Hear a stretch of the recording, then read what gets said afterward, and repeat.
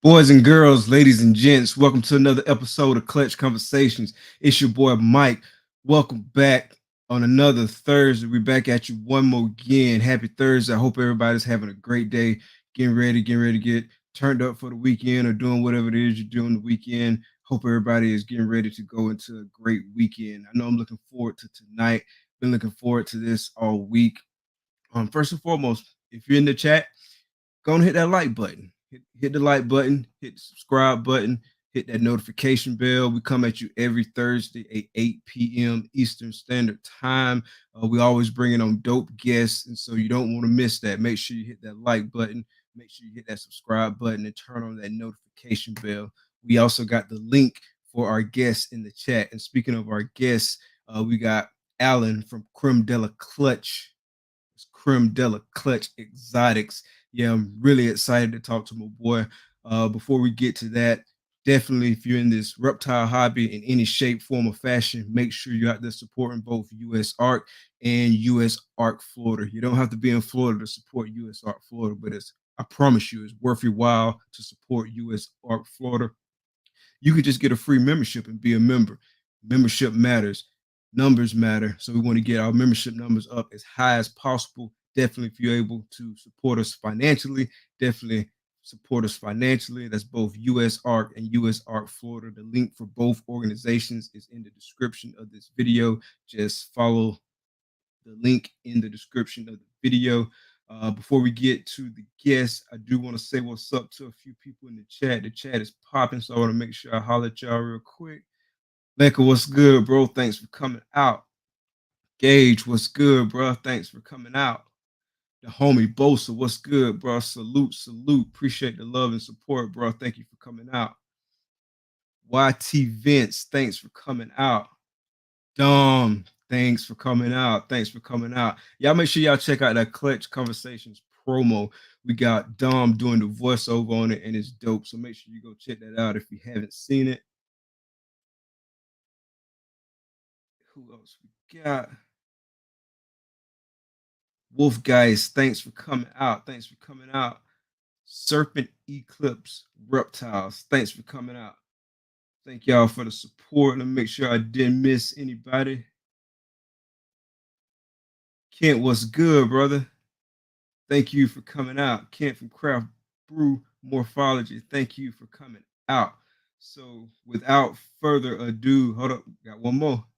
Cole, what's good? Eric, what's good, bro? What's good? Thank y'all for coming out. Troy, what's good? Thanks for coming out. I think I got everybody.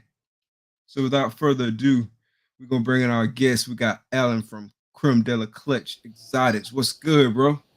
Hey, what's up, brother? Pretty good, man. Just here hanging out, chilling, looking forward to tonight. What's up, everybody in the chat? Thanks for everybody to come out. I appreciate that, guys. Yes. Thank y'all for the support. Really appreciate y'all coming out. Y'all got it live in the chat. Really looking forward to this interview. So before we get into the reptiles and all that, give us a little bit of history on your background outside of reptiles. Tell us a little bit about Alain the person. Well, bro, not really too much to tell, man. I was born down in Miami. I can't hear you. I don't know if. Oh, let me see. Hold on a second. Can everybody else hear me or no? There we go. Okay, cool. Yeah, for whatever reason, my Bluetooth disconnected, but we're gonna rock it like this. There we go. All right, cool, man. Well, bro, I was born in Miami, from Cuban descent. My parents came over here from Cuba in 1980, and I was born down in Miami. Like most people that are in Miami, my Spanish is my first language, and then I learned English in school. I've always been into animals, so since I was a kid, I used to always go to the pet stores and get books on any kind of reptiles I could find, and I was always big into dogs and things like that, and just learning about animals was like always my passion. I never really thought that I would end up breeding ball pythons like at this level or anything like that. I always thought that I would just be in sales my whole life, which this is kind of like a sales thing too, but it's more like to me it's like a passion first type of thing that just ended up turning into a business. Like when people tell you don't go into business. You got to grow into business. That's really, I feel like that's kind of the way that I did it, was without any kind of like expectations out of it. It just kind of became that. But yeah, man, basically growing up, I grew up in Miami, then I moved over to a little small town called Clewiston, where I went to high school with I heard of Clewiston. Yeah, you heard of Clewiston? Yeah, bro. Clewiston's like a little speck of Florida, man. Unless you like know somebody from Clewiston, you'll drive through it. You don't even know where that place is, man. You'll see like 4 traffic lights, and that's it. And yeah, definitely heard Kike, of man, it. yeah, and Kike, man, he's always been, bro. I remember him from high school. Always a really good guy, very kind. And then I moved back to Clewiston after I went to college down in FIU in Miami. And then that was always my dream too, to go to school down in Miami. So then I ended up going to school down there, and then moved back to Clewiston, and I had a jewelry store for a little while. Oh, nice. And he always promoted my business, man. He's one of those people, man, and I gotta give Bosa Balls, man, like all the love in the world, man. Because if it wasn't for him, salute. Yeah, bro, for real. Because that dude right there is like, just like organically, naturally, just a good dude, man. Like even before he got into snakes, and even before I got into snakes, he's always been supportive. And even on like just a personal level, he's always like if you want to, like anybody like on Facebook that ever needed someone to vote for their kid for like a Halloween costume or to do anything, like you always see him, like he's always sharing people's stuff. Like that dude is like he's always been this way. Like it's a real deal, bro. Yeah, bro. A real deal, 100%. Yeah, he really is, man. And I was really glad when he started getting snakes and stuff like that. I really enjoyed the fact that he was getting into the hobby. So I wish him the best in this. And I know all he needs to do is just start producing some snakes. I'm sure that tons of people want to just say they got a Bosa ball. You know what I'm saying? 100%. Yeah. Yeah. I know you're from Gainesville, and I've always loved Gainesville, man, because when you graduate from Clewiston High School, most people they go to Santa Fe Community. I don't know if that's still called Santa Fe yet. Yeah, it's still Santa Fe. It's still Santa Fe. And they go to Santa Fe and they go to Gainesville. I ended up going the other way. I ended up going down south, but I know so many people used to go up there, so that was like the place to go after high school. And I mean, I have my son now, so I live here in a little small town called LaBelle, which is where his mom lives, and I coach his soccer now, and I spend a lot of time with my son. That's like probably the most important person in my life for sure. So everything I do revolves around him, and he's only 4, so I don't know, like once he grows up and does his own thing, I might move out of here. I just hate moving, man. I hate like the idea of just packing stuff up and snakes and all that and having to transport. I'm like, I don't even want to think about that. But that'll be a lot. But I love Gainesville, man. Like I love what's that area of Gainesville called? Like right outside of Gainesville, it's like the country. It's like a little like, man. I just had a friend of mine named Bridget. Bridget from Everglades Exotics. Yeah. I don't know her personally, but I've talked to her like online here and there. I think we're in some of the same patrons, and I always see her logo because it looks like the Gator logo. Yeah. So exactly. That caught my eye quick because I'm a big time Gator fan. Yeah, Gators. And so that caught my eye quick. I was like, all right. And so that really made me pay attention to. She moved up there not too long ago, like sometime this year, and Gainesville. It's like that little town, like right outside of Gainesville. It's like a few miles out, but I forget what it's called, man. It's called Is it Micanopy? With like a W? Williston. Williston. Yeah, she moved over to Williston. I didn't realize she was that close. Yeah. I was gonna tell her. She produced some dope stuff too. Yeah, man. Stuff. Yeah. I gotta go ahead. No, go ahead. No, I saw her post something the other day. I'm trying to remember what it was, but I think it was like a double visual something, but I can't remember off the top of my head. Do you remember what she just I think the last one that I saw, she hatched out some sunsets. She proved out like that's what it was. It was the sunsets. Yeah. She had that dope video because it was like a pos head sunset, like maybe 50 or 66%. I can't remember. But she had like a dope reel and she was like scratching out the 66%. And now it's just hit because it proved out that was dope. Yeah. And it was some nice too.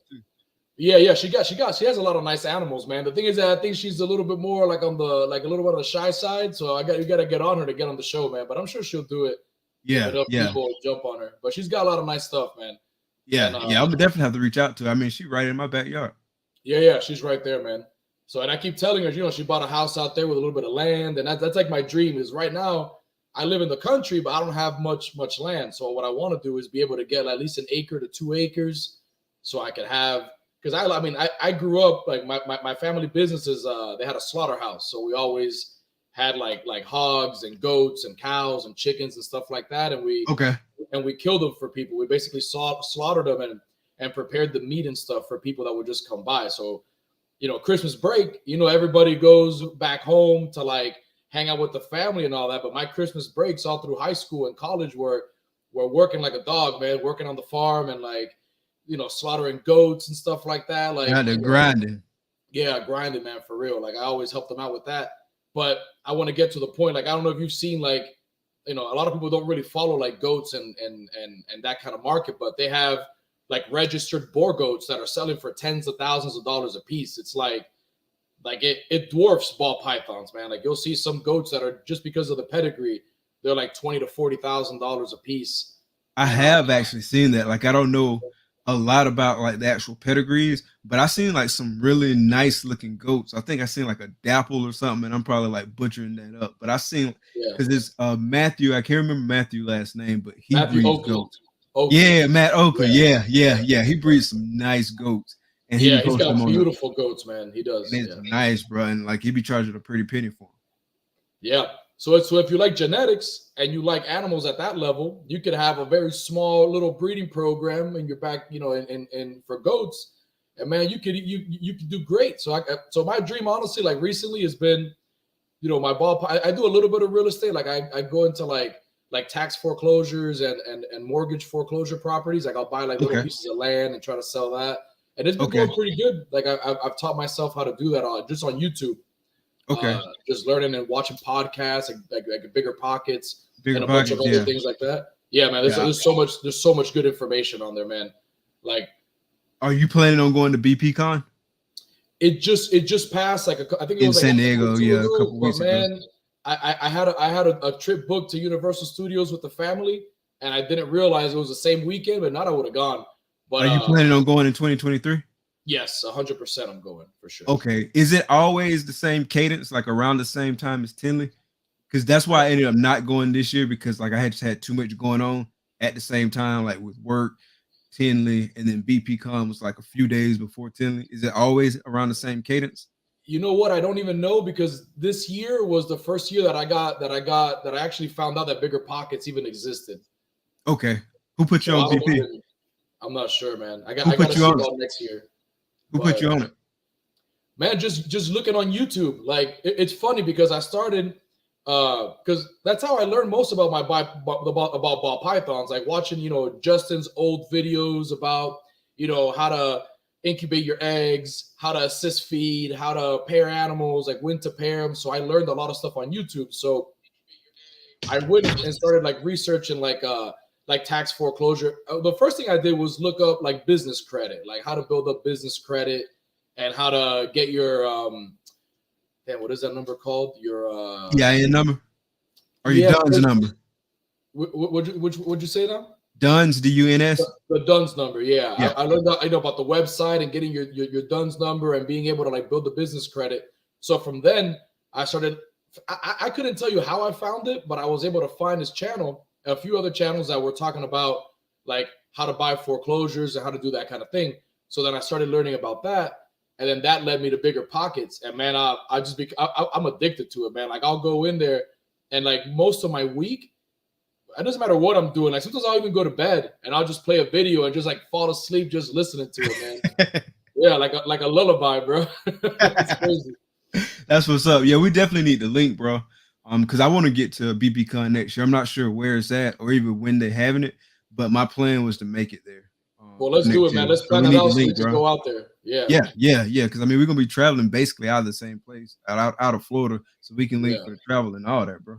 Oh yeah, we'll do that for sure, bro. Well, I'll go up to Gainesville. You can come down here. We'll ride out there, man. And it'll be. I think that they were talking about maybe doing it in Vegas next year because. Nice. They could get a much bigger location, because this was sold out. They were selling tickets for like 2, 3, 4 times more than what they originally cost, because they sold out and people weren't able to get tickets for BPCon this year. So they were selling on on the outside market for more than what they were actually going for. So I'm like, man, if it and that podcast is growing a lot. So if they can have a lot more tickets, I'm gonna be on that as soon as they come out. Yeah, I'm gonna be ready for it. But yeah, it felt like in the same. I don't know if it was the same weekend or like right there with Tinley too. So I missed Tinley and I missed BPCon, but I already have plans with the family, so I'm not gonna book anything for next year for that time. So I really want to go to Tinley too. That's another thing that I regret this year is not being able to go to Tinley. Tinley was dope, bro, and BPCon was like the weekend before Tinley. I know that's when a lot of people was traveling, and I think it went into like the beginning of the week. And I know a lot of people like went home, had like one day at home, and then hit Tinley. And then hit, oh man. Yeah. So I might have to take a vacation or something. Bro, just say just the whole week, man. I'm just gonna leave all the double up the waters on the rats. And that's the thing about shows too. Like when I do a reptile show, like I honestly I just don't like having anybody come over here. Like when I lived in Clouston, my old man would come by and he'd fill up the water, the water things for the rats and all that. Because the snakes are chill. Like the snakes can be there a few days and nothing's gonna happen to them. But the rodents, they can't run out of water, man. They start running out of water, you start having problems. Yeah, 100%. 100%. I'll double up the water bottles and it'll be a good 4 or 5 days. Like I went to Puerto Rico this year for a wedding and I doubled up all the water bottles. I was gone for like 4 days and everybody was straight when I got back. But I don't think that anything more than a week, there's got to be like some contingencies because if not, you're going to have some cannibalism. You're going to have some animals like getting sick, like the rats that don't do well, Especially with the ASFs. I know us, like the slightest little thing go wrong and they killing everybody. They kill everybody. Look, I love ASFs. The babies, the old ones, it don't matter. Anybody can get it. Everybody can get it, bro. It's true. And you know what's crazy? Is that I give them extra protein. I give my ASFs I give them a cuttlefish bone for calcium to all my rats and all my ASFs. I give them mealworms and black soldier fly. That's what I do. And they still kill each other, man. And they still eat they're good for the most part, but sometimes I go in there and I'm like, why are y'all murdering each other in here? Like, y'all been good for like 3 or 4 months, and all of a sudden. So we've been pretty fortunate lately. Like at first, like it was just homicide. Like they might as well have dropped a rap album to go with it because they were just killing everybody. It was crazy. Like it was some horror movie type stuff. You know what I mean? And then we started giving them more protein. The mealworms, we put some hides in there, and by and large, for the most part, we hadn't had any issues. But every now and then, we'll come in there and just see like a carcass where they went crazy, or they get into like a fight. But usually, they still get into little fights every now and then, and somebody might get banged up, but it's not really like them killing everybody and just eating it. You know what I'm saying? Like they'll just like establish dominance or something. And people have told me they do better in larger quantities, but for real. But for some reason, man, like I'll have like a tub. I'll get because I don't like putting them in my concrete tubs because the mesh on there is like I think that mesh is like a 1/4 inch, and I don't know the little juveniles, man. If they can get their head through, like they're gone, like they get out. So I got to put like this tiny. I think it's like a 1/8 by 1/8 quarter mesh because they can't get out of that. But man, anything that's a little, and you're like, how are they getting out of here? And I don't care if you got a tiny little gap on your tubs, they find a way out. So every day I'm finding like 1 or 2 running around the floor. So I got to pick them up, put them somewhere else. Yeah, dude, it's insane. Like I'll move a bag of food and you got like 6 of them hiding under the bag of feed, like under the Missouri, and they scamper around. And my dog will end up killing 1 or 2 here or there. So it's just like it's ridiculous, honestly. But that's wild, bro. Yeah. So right now, we only got a few colonies. Actually, just expanded to I think 5 colonies, if I'm not mistaken. We just expanded this week, and we're running them out of the lab tubs. At first, it was just to feed a few, the 8 ASFs exclusively, and then we start like building, and so now we're running 5 colonies. Gonna see how that do. And it's good, how that go. But you're starting your hatchlings on them too. So the hatchlings, I'm still outsourcing that. So I'm getting it from a local guy. Oh, okay. Yeah, so I'm getting rats for them. I like having them too because you could throw little rat fuzzies in there, but sometimes they don't really want to mess with them. So then the little ASFs, it's hard for them to turn down, like little ASF hoppers. Okay. So as soon as they eat one on their own, I switch them over to rats. So I like to keep as many ASFs. Okay, so you start them on the ASF and then you switch them over to the rats. Yeah, I'll switch them over. For the most part, I'll give them like 2 little ASF hoppers because the thing is that the ASFs, they have a little bit more bone density and fur, and I think that kind of helps the little babies get started. And some babies I hatch out. I mean, I've hatched out quite a few that are like 80, 90 grams, almost 100 grams, and they'll take. Oh look, what's up, Sean from Ball Shit, bro? What's good, bro? Not to change the Thanks subject. for coming out. I used to listen to this dude when I first, because nobody used to do like a couple of years ago. Nobody had podcasts. Yeah, I heard he was the OG of the podcast. I need to check him out. Yeah, bro. I heard all of Sean's Ball Shit podcasts when it was just him, and then Chris Eaton came on. You know, the fat man. His shit's hilarious, bro. Like, yeah. That was the first Reptile podcast I started listening to. But when you get a chance, go listen to Sean's old stuff because he interviews a lot of old cats that like right now won't even do interviews anymore. Like he's got the founder of Freedom Breeder. He's got like Will Banks on there. He's got a bunch of old heads on there, man, that nobody interviews anymore.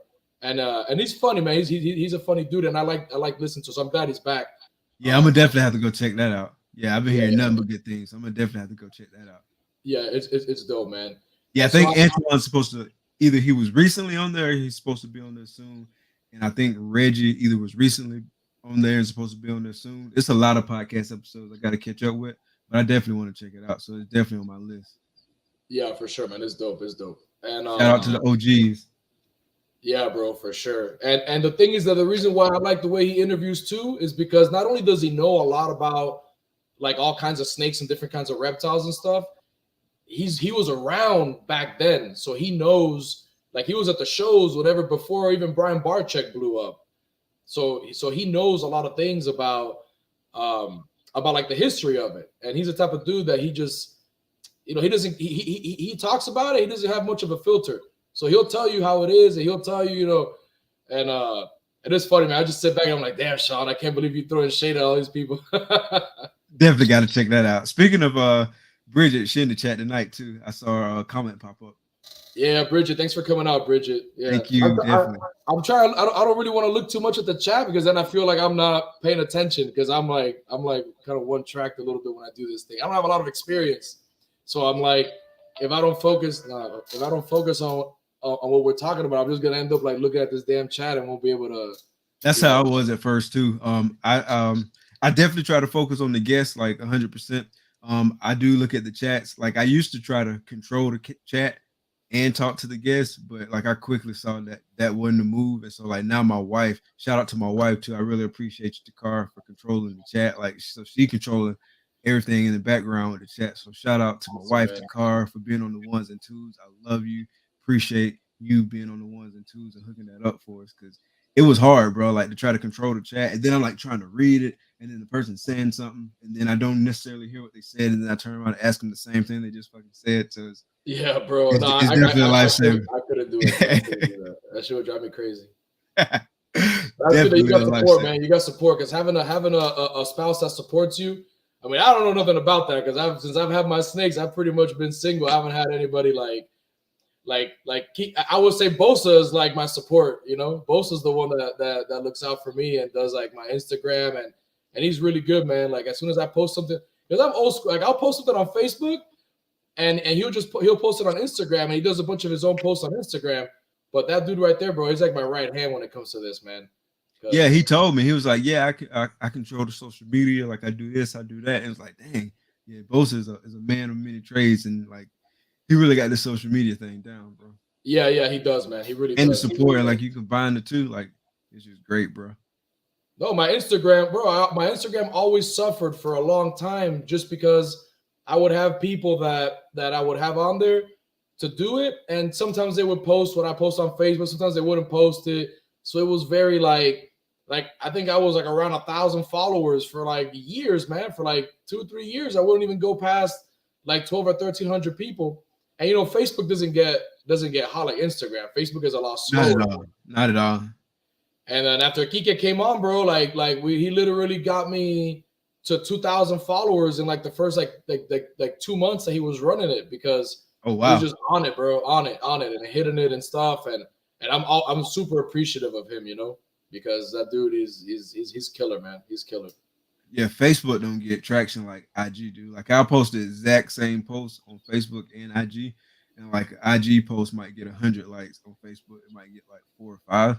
Yeah.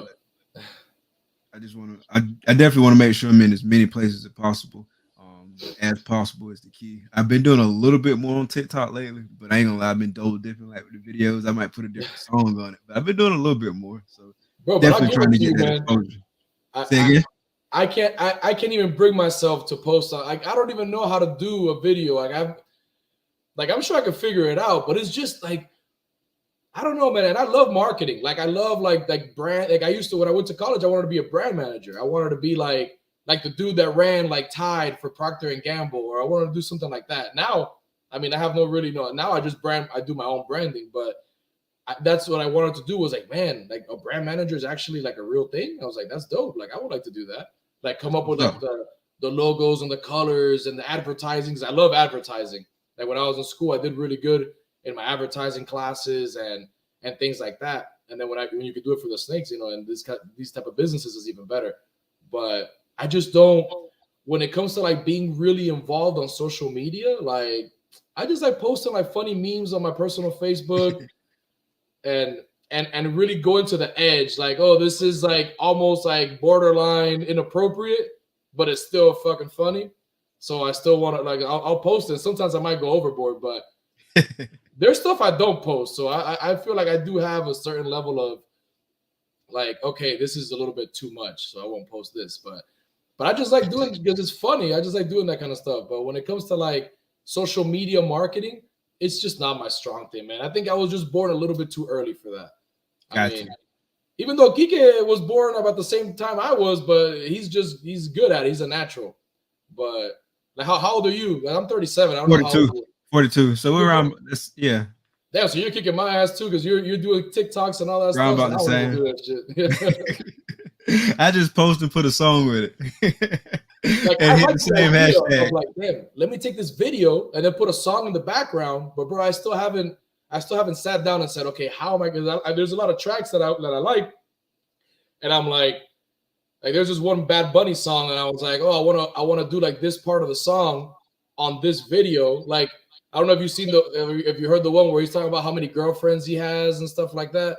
No, I I ain't heard wanted that one. I wanted to do that with like my DG clown breeder male. I'm like, oh, you Oh, got a lot of girls, and I was gonna record the girls, but it's in my head, and I'm like, I haven't sat there and figured it out yet, but I might do that now that I think you're motivating me to do it. yeah, you got So to get on it, bro. You got to get on it. yeah, I think it'll Yeah. probably be fun, man. I think it'll probably be fun to do it and So just like speaking of branding, so talk to us a little bit about your branding. So I love the branding. It's real clean. I love the name. So talk to us a little bit about what went into that branding and what inspired that. thank you, man. Honestly, when I really enjoy coming up with like business names for things. So to me, coming up with like the business name for the snake stuff, I couldn't tell you how I came up with Crème de la Clutch. A lot of people have told me that that's like a really good name, that they really like it because it's like a play on words, like crème de la crème, but then you take out the crème and crème de la crème, but you put clutch, so it kind of works good with that. And then the black and gold, I've always been a big fan of black and gold. I like the way that those colors look together. So then I just went on like on Fiverr or Fiverr, however you call that thing, and then I had someone on there. I said, hey, look, I kind of rough because I'm not a very good artist, so I kind of designed the snake with the egg how I wanted it. I'm like, look, this is the name. This is what I want to like. I go, I want to show, I want to show simplicity, but I also want to show like elegance, and I want to show like like something that people see. They're like, oh man, like I like that. So then the dude came back with like the black and the gold color, which I really enjoyed it. The actual snake is very clean cut. Like it doesn't look. I kind of say, oh, it might look like a cobra, but it's just almost like just like a silhouette with like two fangs wrapped around an egg. So it could almost be like any type of snake, not necessarily ball pythons or whatever. and I wanted everything to revolve around the same thing. So I think the biggest thing that stands out when I do like the shows is like my substrate for the display cases, like the black fake plastic coal, and then the little gold nuggets. Yeah, that's popping, bro. It caught my eye for sure. Thank you, man. And in the beginning, they were all high gloss. So what I did was I was taken away from the snakes. So then I went and I painted all the black ones with a matte a spray paint, like I plastic dipped them black, and then I just left the gold nuggets shiny. So then now it doesn't take away from the animals. Now you can actually see the snake on the black stuff. And even people that weren't ball python people, they come by the shows and they're like, "Hey, I don't even like snakes. I don't even like ball pythons, but your display looks sharp. Like I like the black and gold works well, and the substrate just pops." And I like to be unique. I don't want to do stuff that everybody else has. That people have used, like black beans, cocoa bedding for their displays, like little mats with the logo. I like the little mats with the logos on them, but I feel like I want to do something different. So I feel like this. Haven't seen anybody else do this before. Hopefully nobody else picks it up and does it, but you know how that goes. But I like the way it looks, and I feel like, like my first show I ever did was a Daytona show, and that's the first show I ever vended. So I said, hey, I've been to enough shows to see I need a good banner, I need a tablecloth, I need some good displays. So I went, and that was when I had my pawn shop. So, and I knew I wanted to get out of the pawn shop business after like 3 years in it. It was just taking a lot away from me, even emotionally, like people will come in. And I'm not the type of person that I can just like shut it off. Like with me, it's like business is personal. Like some people will tell you like business is one of the most personal things that you'll ever do, because how could you have your word like on a personal basis, but then when it comes to business, well, like you're not the same person. Like, so to me, it's like I run my business the way that I want to, like as a person, the way that I am. So like, if I like you in business and I like you in person, I'm not gonna like do business with someone that I don't like or respect, or someone that's, like, oh, we fall out personally, but I'm gonna keep doing business with you. Like to me, it's like, no, if something happens where we're not like personal friends anymore, we're not doing business anymore, because it just doesn't, like, I'm not gonna do it, especially if someone, they might be like how some people that they're like good people, but they're not. I mean, they might be like a good friend to you, but they might be kind of shady in the way that they deal with their business. I don't want to deal with people like that. You don't want to deal with that. You don't want no parts of that. No, like to me, it's like I'm the way that I am. Like if I can, that's why it's hard for me to have employees and stuff, because I try to be friends with everybody. So the problem is that you can't really be friends with your employees. You got to have like that. You know what I'm saying? You got to have like that. Yeah, you got to maintain that dynamic, that employer dynamic, right? Yeah, but to me, a lot of people try to take advantage of that if you try to be their friend. Oh man, I have stories, man, from that kind of thing. So to me, it's like another reason why I don't want to grow the business. I mean, I enjoy cleaning my snakes and I enjoy doing my rodents and all that. The only person I would ever hire to do to work for me would be like a rodent person at some point. Like if it goes like large scale. I mean, if it doesn't, then I don't need the headache. But if I can have like a large scale rodent operation and find somebody that can just run my rodents, then I might do that. But I never want to hire anyone to like clean my snakes. I never want to have like a 4-table, show and have a bunch of people working at my table. Not that I don't want to be around people, but I just don't want to like need that to happen, because I don't know, man. Like I feel bad, like being the boss. Like I'm the type of person that I'd rather have a part. Like I don't like partnerships, but I'd rather have someone be my equal in something than me be over them and have to tell them what to do, or then have like those difficult conversations with people, because then I feel like it might not be that way, because obviously like I've had, bosses in my past, and it's like, it's not personal, but for some reason, like to me, everything is so personal that I don't want to hurt anybody's feelings. I don't want to tell someone like, hey, you messed up. Like you come late one more time, I got to fire you. Like I don't even want to say that to anybody. So, gotcha. So for me, personally, it's hard. And people say, hey, you got to leverage. And especially in the real estate business, like you got to learn how to leverage and grow. And what's that one word called where you like, basically you got to be good at Damn, I think it's like a deep. It's you got to be good at like giving other people jobs, so you don't have to do like some of the Delegating. delegate. Yeah, I, Yeah. I'm not. I've never been a good delegator, man. Like I'm a very hands-on person, and I'm just not good at delegating. Like I've done it in the past. Not to say that I won't at some point maybe try that again in the future, but it's not something that I look forward to. Like as long as I could do it myself, that's fine. Like maybe in the future, if I buy like some properties and I do rentals, I might have like a property manager, but I don't feel like I'm delegating. I feel like I'm hiring a Hiring company them to to do it. do. Yeah, exactly. Yeah. Like I'm not their boss. Like it's like a company that I'm using their services. So it's not like, like they work for me. They just are an independent company that does those type of things. So I think about that 100%. stuff a lot. Yeah, and it's just for me, it's like that type of thing. But um, It can definitely be challenging, like managing people, because like as you know, folks ain't cookie cutter, and so you got to really kind of take like a individualistic approach with every person you're dealing with, right? And so that in and of itself can be challenging, right? And so you got to yeah, figure out like what makes this person tick, because you can go to like person A and you can deal with them one kind of way, but you can go to person B, deal with them the exact same kind of way, but get totally different results. You might even offend person B, you know what I'm saying? So you kind of got to learn what makes folks tick and be able to like adapt to that person. That's one of the things that I've learned, like with working with people and like being in like supervisory roles and stuff like that. And delegating was like one of my biggest like challenges, really, because I'm the same. I'm the same way. You know what I'm saying? Like I like to do. Like I feel like when I'm doing it, then you know what I'm saying. I got something tangible that I can point to, something like real concrete that says, "Hey, this got done." And I was a part of doing it versus like working with somebody or working through somebody else to get them to do it. Like that was so hard for me. I'm getting better at it, but it's definitely challenging, bro. And then just managing people, like you got all kinds of people's dynamics because you're not just dealing with like everything that's going on in your life and the different dynamics at play with that. Like you're dealing with the dynamics of everything that's going on in everybody else's life and all those different things. You know what I'm saying? So it's just like it opens you up to so much, and the bigger your team, then the more exposed to that you are. You know what I mean? So yeah, it's definitely challenging. It can definitely be stressful.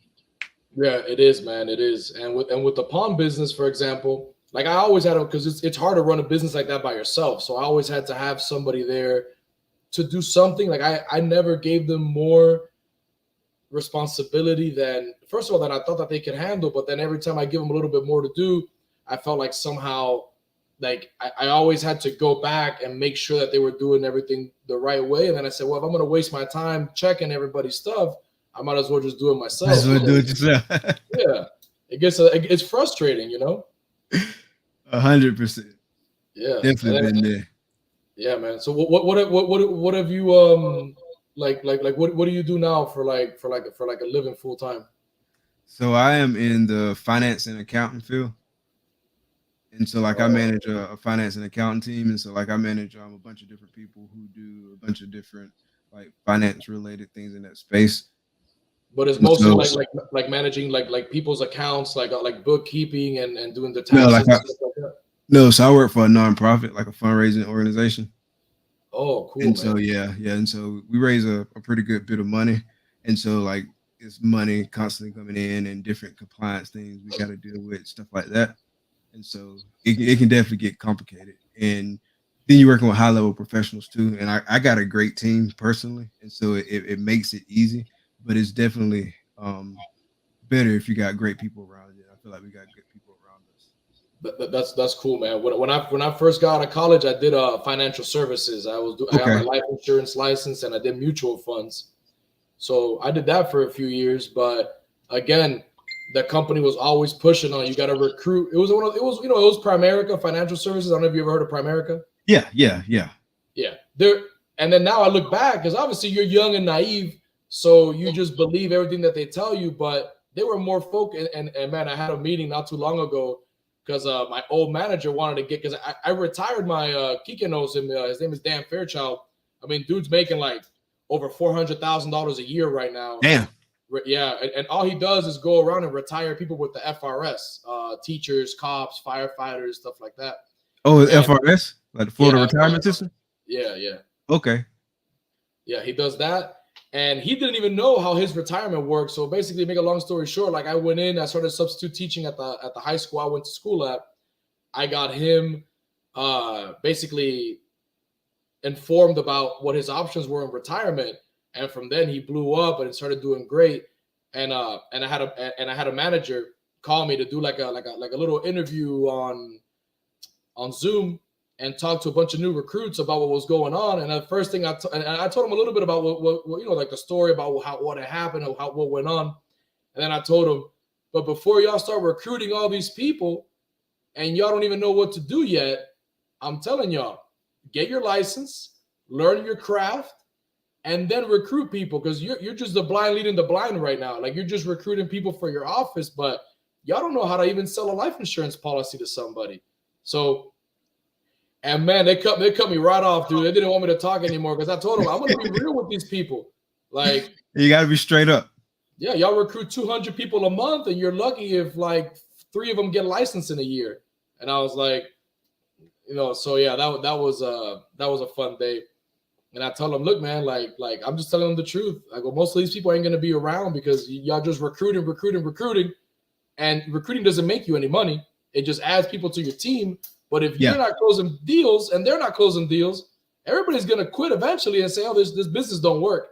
And it's actually a great business. They do have good products and stuff like that. But their way of recruiting and training and the way it's formed, like, it doesn't work well. Obviously, people will argue with you that it does, and people make a lot of money, but numbers wise, you shouldn't have to recruit 1,000 people in 1 year to have like 10 people get licensed. Like, it's not. Yeah, that's wild. Yeah, it's crazy. It's like you're just throwing shit on the wall and hoping it stick at that point. Exactly. That's exactly what they do. They're like, well, if the people want it bad enough and they'll stick around long enough and they learn enough long enough, yeah, they might make some deals, close some sales. But like, I have a feeling, after the more time passes by, you become wiser. If you're if you're at least a semi-intelligent person, you learn through life and you become smarter, more aware.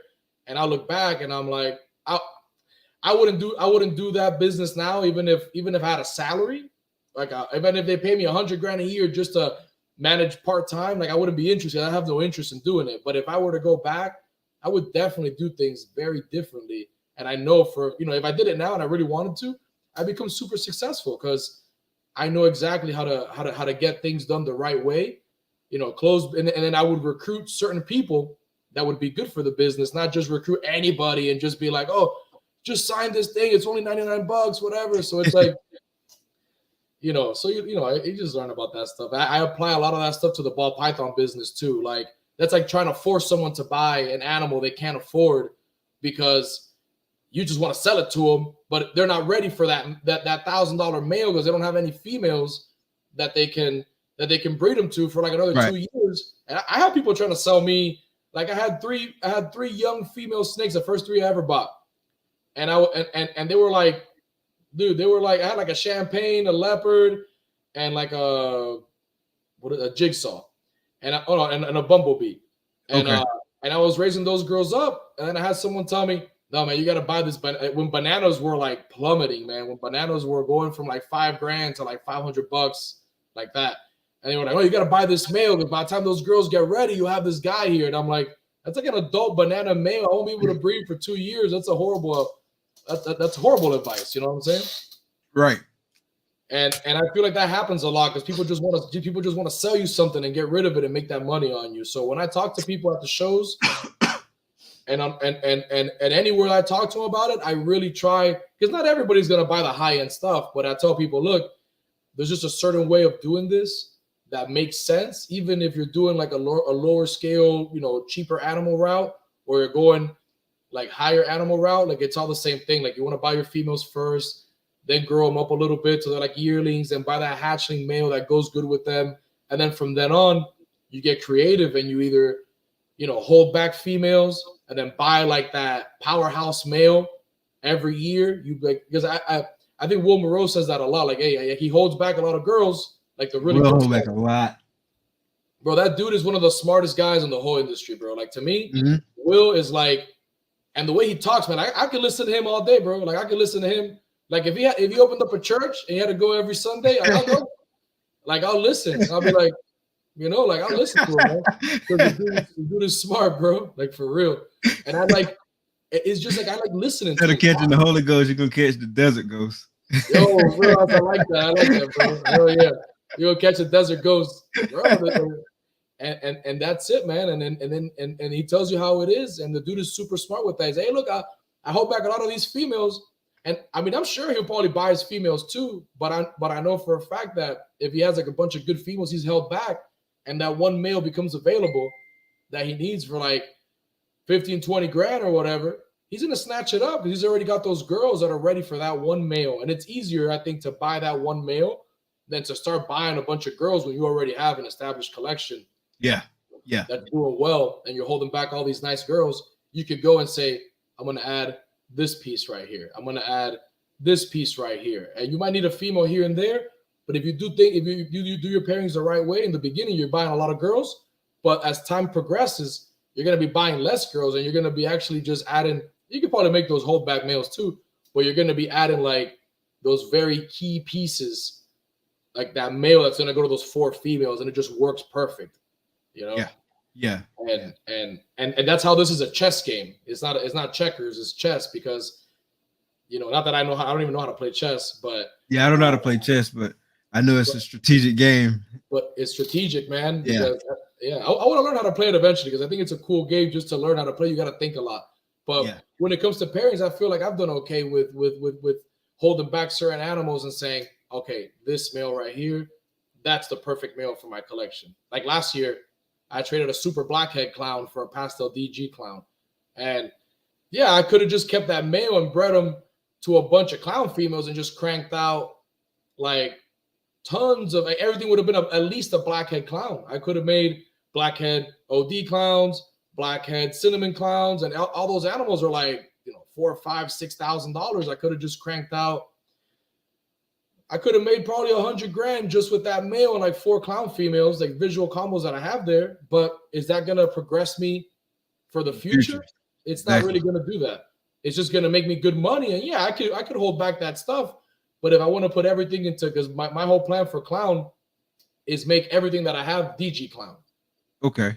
Yeah, so let's jump into that. Let's jump into some of your projects and what those goals are. Well, basically, man, when it comes to my clown stuff, I something inside of me has been telling me sell off all my pieds, like, because I like pieds, but pieds they don't make me feel like a certain type of way. My clowns do. My clowns are like that's my favorite recessive. And me too. Yeah, it's just something about clown, man. So when I first started, I contacted Ralph Davis. This was when I first said, like, I made a little bit of money at the shop, and I said, you know what, I'm gonna spend like my first 5-figure purchase. I called Ralph Davis up, and I'm like, hey, I really want to. This is before anybody even cared about like a blackhead clown. Like clowns were still like Justin, a bunch of people were working on the clowns, but they still, I would say that pieds were actually more popular than clowns when I got this little group of animals. And and I always saw that blackhead clown on Google. I was like, oh, Ralph, RDR blackhead clown. I was like, man, that female is like that. I didn't know it was, honestly, I didn't even know it was a female back then. I just said, man, this animal looks freaking badass. Like, I love the way that it looks. So let me hit him up and see if he's got any for sale. So then and this was before, because I don't know if you remember, he got into like almost like a little sale where he in like 2 years he sold off like a ton of animals that he had. He still kept some behind, but there was a time where he would just put like huge lists on his website, and people were just coming in. Let me get this. Let me get that. Let me get this. Let me get that. And he sold off a lot of animals. So before that happened, I just said, hey man, like, I'm really interested in getting a blackhead clown, and I don't think nobody else has even made one yet. And he had that world's first. It was the same animal. Then I looked at her. I looked at the picture. I was like, oh, this is the same animal that you Google like blackhead clown, and when you see the Ralph Davis logo on that picture, that's the girl that I have. That's the first one ever made. Oh, and nice. Yeah, man. And at the time, obviously now that female, I mean, is worth a lot more. But at the time, she was like a year and a half old and like 1,200 grams. Oh, nice. So she was almost ready to go. She was almost ready, man. And so I told him, oh, I'm interested in getting that female. And I guess he gave me he just threw back then, he told me, oh, I'll sell her to you, but I want $3,000 for her. And I had never spent that kind of money on a snake before. But you know what? I really wanted it. And I said, I'll take it, man. I didn't even make him an offer. I just said, all right, I'll take it. And obviously now it's like, people would love to pay $3,000 for like a 1,200, gram blackhead clown. I think the hatchlings are worth. You're not getting that today. You're not getting that snake. I mean, I was offered on her before, like $10,000 on her as a proven breeder, female. Oh, nice. But I'm like, you know what? I may sell her in the future, but I need to make my het DG blackhead clowns first. Like maybe once I do that, then maybe. What year was this? Where we at on the timeline? Bro, this had to have been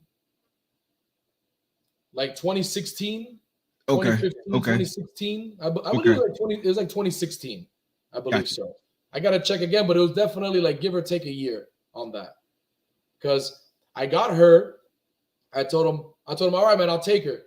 And then he just tells me, well, are you looking for anything else, like any other clown stuff? And I'm like, well, what do you have? And he's like, well, I have 3 normal clowns, all proven breeder females. And I was like, how much for those? And he's like, oh, $1,000 a piece. I was like, all right, I'll take those 2. Yeah. And then and he says, I have 2 more females if you want them. I go, what are these? Like Enchi clowns, proven breeders too. I was like, how much for those? He's like $1,000 a piece. I was like, throw them on, man. I'll take them all. So I got like a 45-day payment plan, like a month of 45-day payment plan, and I started just sending them bread. And then he sent me the snakes, and I think they had just laid like the season before, except for the blackhead clown, but the other ones had looked like they had already like laid recently or whatever. So I just started feeding them, man, and getting them big. And then a buddy of mine that he lives close to here, which I gotta tell him, if you want to do it, that this dude's been around for a long time. His name is Luis Alonso with LA Exotics. I don't know if you ever heard of him before. What is it called? LA Exotics? LA Exotics, yeah. I'm about to check it out. He's the one that I got my Spartans from. So he's the originator of the Spartan gene. And he's got a very nice collection. He lives in Venice. He lives like an hour from me. And he had a male at the time. Justin had just made the Batman, I think like the year before. So he had just made that Batman, which blew up. It like took the clown to like the next level. Yeah, so Batman's crazy, bro. I mean, even today, Batman's still crazy, bro. Like, that's one of my favorite combos, hands down. Yeah, bro. Like I'll make a couple Batmans right now, and I'm like, oh, look at Batman, that's nice. But it's like damn, but they look amazing. Like I still love Batmans, And I've already made like a handful of them. I even made an OD Batman. I think Martin's in the chat too. It's just hard for me to see, but I think Martin's there. And that dude's awesome too. And he got him from me, an OD Batman male, proven breeder. And then Lewis at the time, he had a leopard spot nose het clown male. And I was looking for like a nice het clown combo male so that I could put it to these girls like the next year. And he ended up having like the best male that I could find at the time, because at the time you weren't seeing like anything else. There were like no blackhead het clowns for sale. That was like one of the better het clown males. I think like Justin had like a firefly spot nose het clown. You get like a leopard het clown, like stuff like that. But he had like the best male that I could find. So I picked that male up. The next year I bred him to all those girls, and that's when I made like the blackhead leopard clown. I don't know if I was the first one to make the blackhead leopard clown, but I kept, and I made like some really nice, like a nice Batman female, some Enchi spot nose clowns. And then when I started selling those animals, then I was like, oh man, like this is legit. Like people do spend, like this isn't because from in the past, I'm like, hey, like in Primerica, people told you how much money they made, and you're like, man, they're just lying to me so that I can, join this business or whatever. Right. So something inside of me was like, this isn't real. People don't spend thousands of dollars on snakes, but they do, man. And then whenever I started selling snakes, that's what got me like, okay, like I loved hatching them out. I already knew that I loved it, but I was like, can I do this on a larger scale and actually like make it something where, not that I want to do it full time, but can I do it at a level where if I wanted to just pay my bills and live my life with the snakes, I could do it. But I'm the type of person that's why I'm into the real estate and stuff, because I like having my hands in different things, So I'll get bored if I'm just doing one thing, and I need to find something else to like at least have two things. You know, they say a jack of all trades is a master of none, but I don't want to have like all the trades. I just want to do like two things where I could focus on and just be good at two things that I'm doing. You know, maybe like the real estate and the snakes, or I used to buy stuff from auctions and sell them on eBay, like basically like you know, like American Pickers, where they go and they find like valuable stuff that they could buy and resell it. Like I did that for a little while. I still kind of do it. I still kind of do it, but not as often because I just don't have the time or the space, because I still have a bunch of inventory from my pawn shop that I gotta get rid of. But that's what I did, man. I just put that male to those females, made some nice stuff, and had a bunch of holdbacks from there. Then I made that blackhead leopard clown. I bred him back to his mom the next year, and I made the world's first super blackhead clowns. Oh, nice. And then I made three of those. I made two super blackhead clowns and a super blackhead leopard clown, and I ended up selling most of that. I'm pretty sure I sold the whole clutch. I just kept back the male, and then you know, Levance from Straight Fire wanted him, so that's how I made the trade for that pastel DG clown male. And nice. What's funny is that I've always liked DG, and I bought a couple animals in the past, which I still have like one big like 4,000 gram DG female from I bought her like years ago, but I just didn't buy, like I should have. Instead of buying a lot of clown combos, I should have just focused on the DG stuff a little bit more, because I would have had a nice little arsenal of like DG clown combos. I mean, DG combos that I could have put into clown. And then instead of making clowns that are het for DG, I could make DGs that are het for clown. And then you kind of combine you know, like you're better off breeding like a blackhead DG het clown to like a combo clown het DG, because no matter what, everything's going to be 100% double het if you miss. And then the ones that are visuals are hets also, and you can make both DG and clown. So that's the only thing that I regret not doing is kind of stacking up a little bit more on the DG females when they were, I guess, less expensive and more abundant. There's more of an abundance of them, because even just a bunch of pastel DGs would have been worth it. Breed them to these clowns, or breed like a clown head DG female to them, and then making holdbacks like that. So when I forgot who made some of the first DG, because DG clowns have been made for like years now. Like they were made in the past, they just never got a lot of traction. So like they've been around for like, I think the first one sold for like $5,000-$6,000. Like before they blew up to like five figures, they sold pretty. They're not cheap, but they're up. They're like 10, 11 now.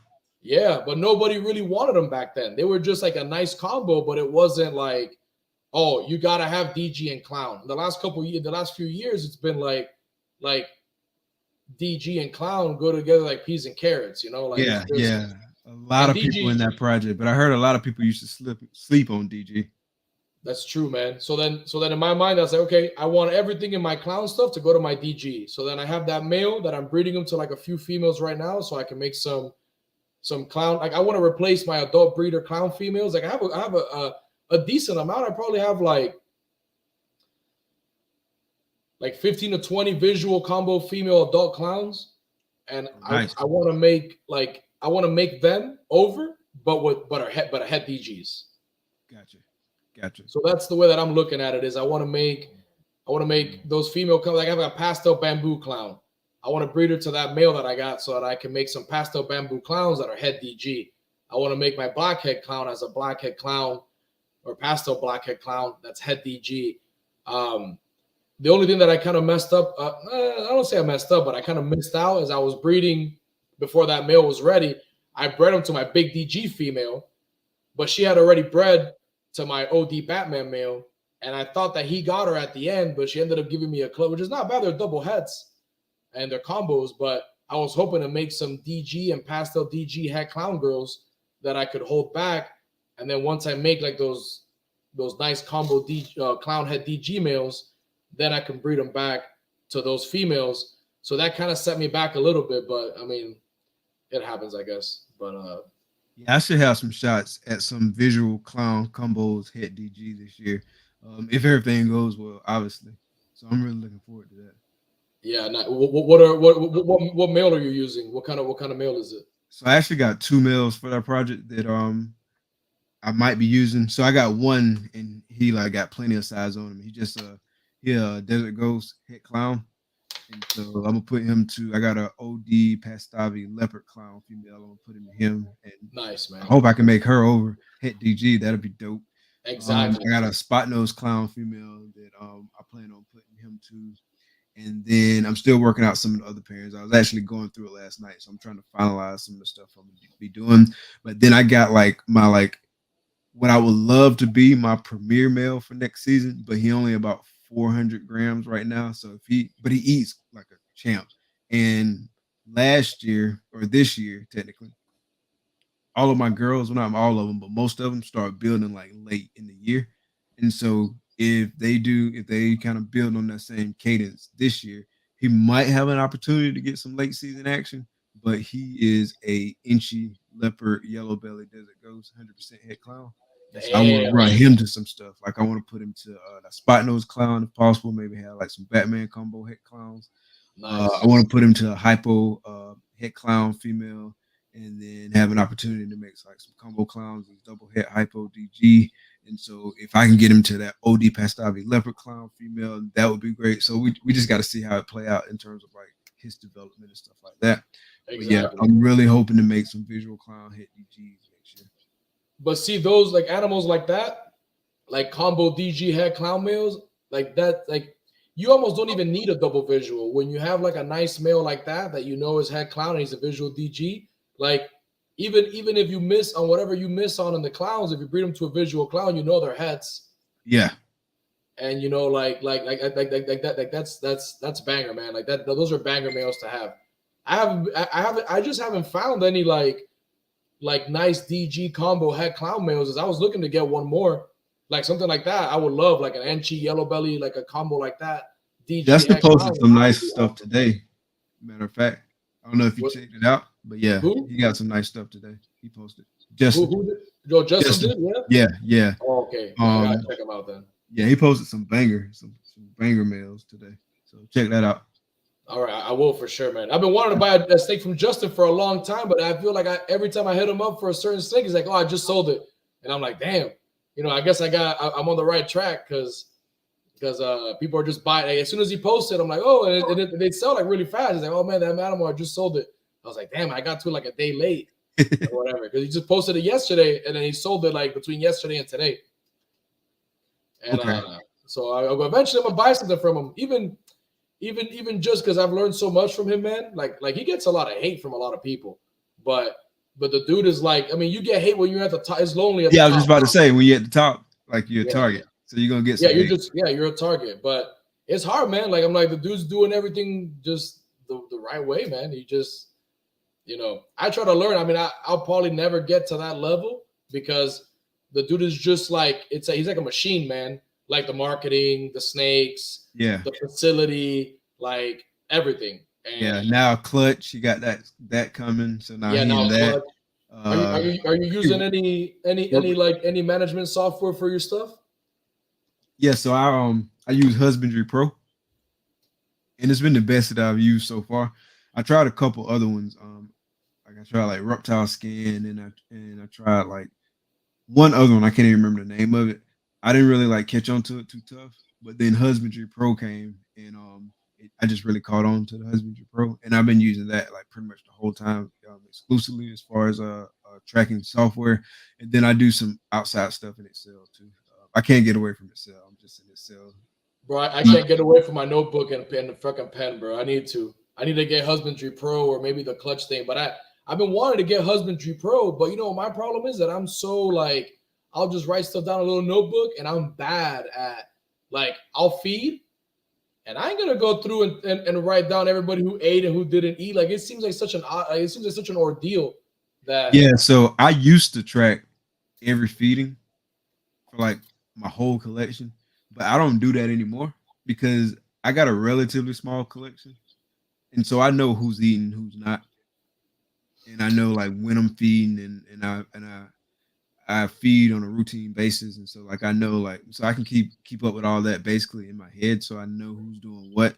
And yeah, then for the exactly. hatchlings though, like hatchlings that I'm gonna sell, and even hatchlings I'm gonna hold back, I do track those because like I feel like a lot of times you get questions from folks like when has this person ate, and so like I'll track those in Husbandry Pro, and I actually got a notebook too, like that I keep by the rack, and so I might not track it in Husbandry Pro that day, but I'll track it on the notebook. I'll just write it down real quick sometimes because I don't get to the computer, because I don't like scanning it with the phone, and I don't have like a gun scanner, so I'll just kind of like jot notes in my notebook and keep up with the records, and then go back and enter it later when I got some time to do like data entry, because a lot of people be asking like how many times is a snake ate, stuff like that, and it's dope in Husbandry Pro because like you can have like all that history like right there essentially, and you can just like print out a report and just give them that report, and it's like a branded report. You can have a picture of the snake attached to it, you can have your contact information, like you can just have all that right there, and it's pretty dope. So I do that for the hatchlings.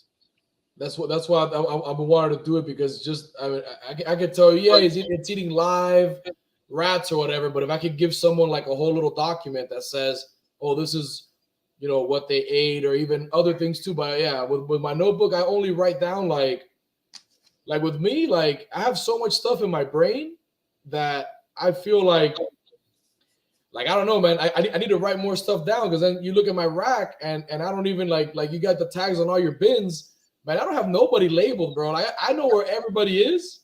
I know when they're. I know all that stuff. But like if something were to happen to me tomorrow, let me knock on. This ain't even real wood.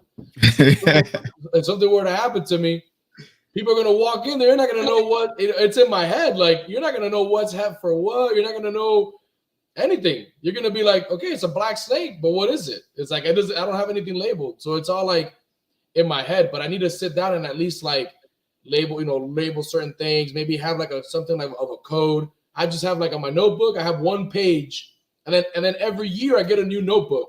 I don't even use the same notebook. I get one notebook and I have 2019, for example. I don't have every male has his own page.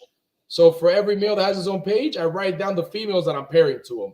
And then every Okay. time and the only thing I write down is when they lock.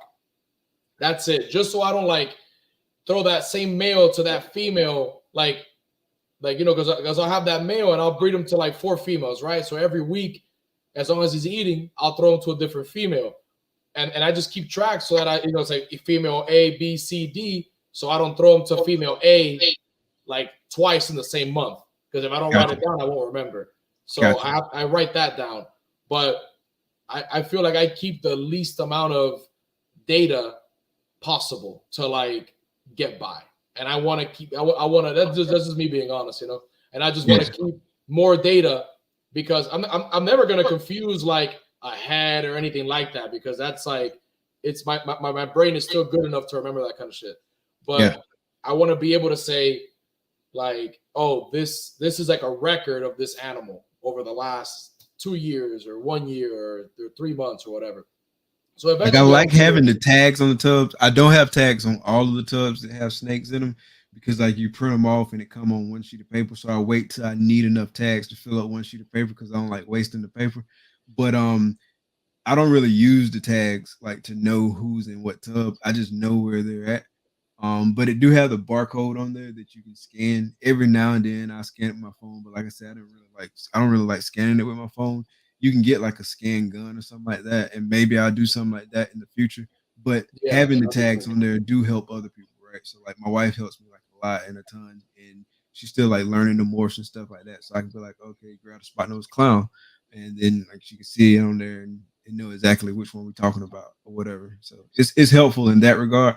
But I definitely can do more with tracking. At first, I was trying to track like everything, and that quickly became like unmanageable. Like I was tracking like everything. I was tracking feedings. I was tracking like poops. Like, but then as I got like more and more, I got more and more. I was like, man, it's crazy, bro. But it's just kind of like the evolution of thought process. You know what I'm saying? Like when I first got into it, like I love data and I love like tracking stuff and having data, and I can go back and look at it. But at the same time, like it's a cost benefit, right? And so you got to weigh cost benefit. And as we started getting more snakes, and I was like, I can't track all this. Like I just be I way won't too be doing much nothing to but tracking, track right? And so I just gradually just started knocking down what I was tracking.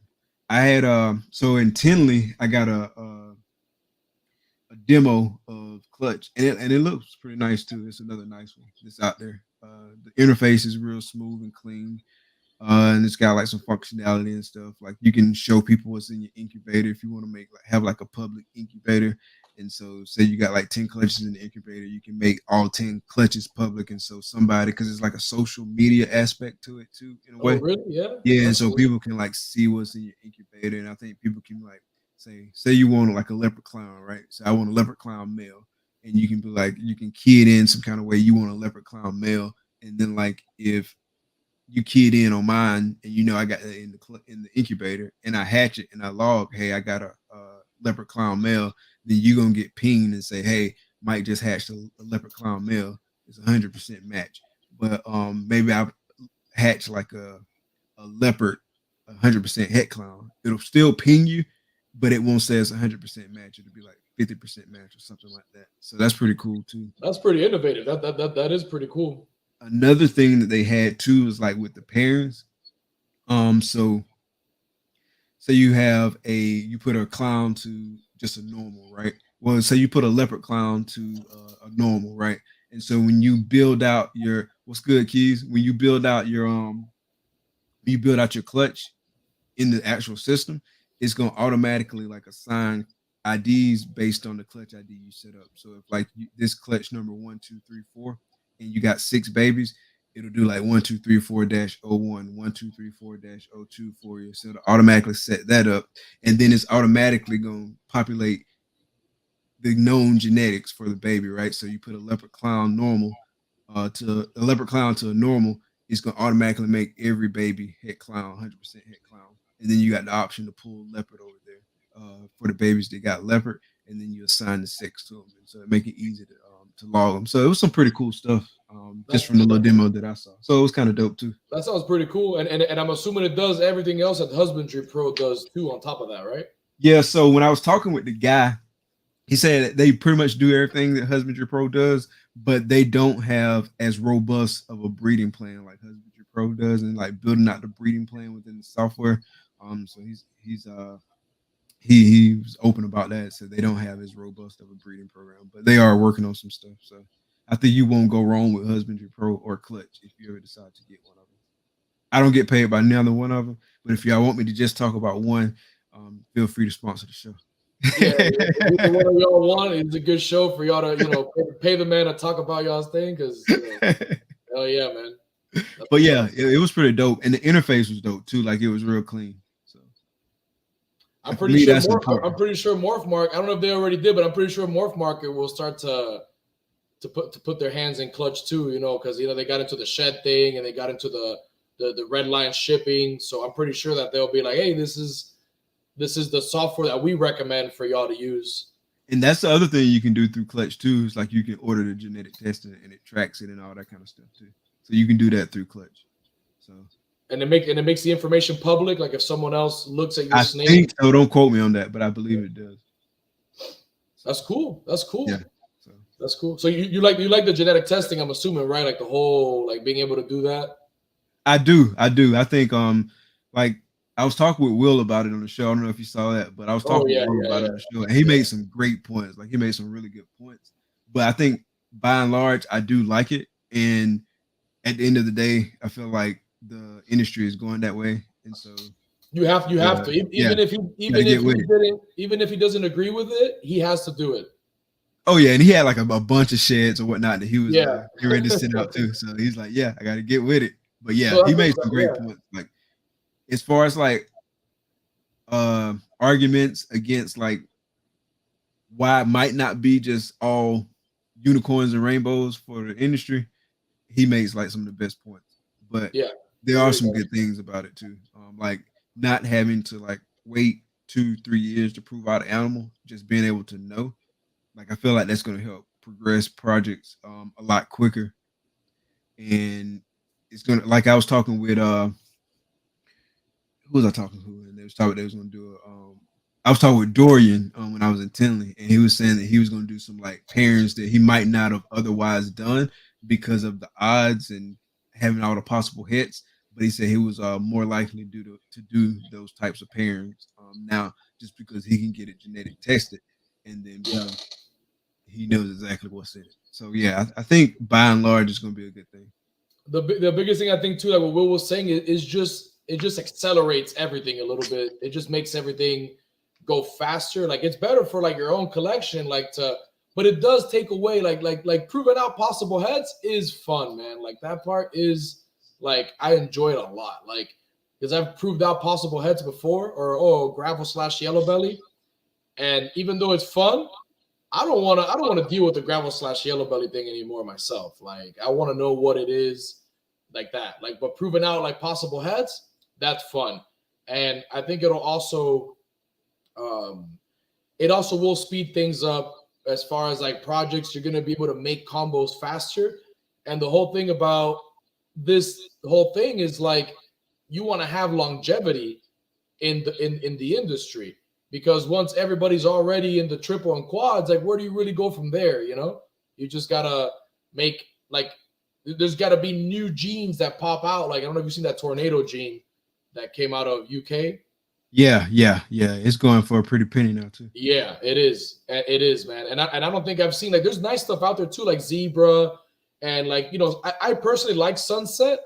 I don't have any sunset because I want to see what it looks like with DG first. But if sunset DGs look like dope, like I'll get into sunset. Okay. But like a sunset head DG, and yeah, it's gonna be freaking probably like a ton of money. Oh But yeah, 100%. yeah, for sure. Even a double head sunset DG. Even that will be like a lot, especially if they prove it out to be like a spectacular looking animal. You know, it's gonna go for even more. Yeah. But I feel like if when enough people like because clown, pied, and stuff like that, and Exantic, okay, but then I think tornado is gonna add another level. Like now you're like, oh, I can make tornado DG clowns or tornado. Is DG tornado recessive or a codon? Yeah, it's a recessive gene. Oh, it's recessive too. Okay, that's yeah. Because if it was a codon, like I'm working with Spartan, I believe that Spartan's amazing. Like it's an amazing combo, but it has its limitations because it's a codon. Which is there a super for Spartan? You know what's funny is that I bred Spartan to Spartan and I made a pied. Did you know it was het pied? No, the parents weren't. That's the funny part. They weren't even het pieds. Oh, really? So the original female, the original import female that Lewis imported as a hatchling, she made Spartan, so he had no idea that that it was. But I'm thinking that the Spartan, like I've made Spartans from doing Spartan to Spartan, and from doing Spartan to pied. So I think that it's a Lilac with pied, but it's a look. Thanks for the memories. They have some Spartans.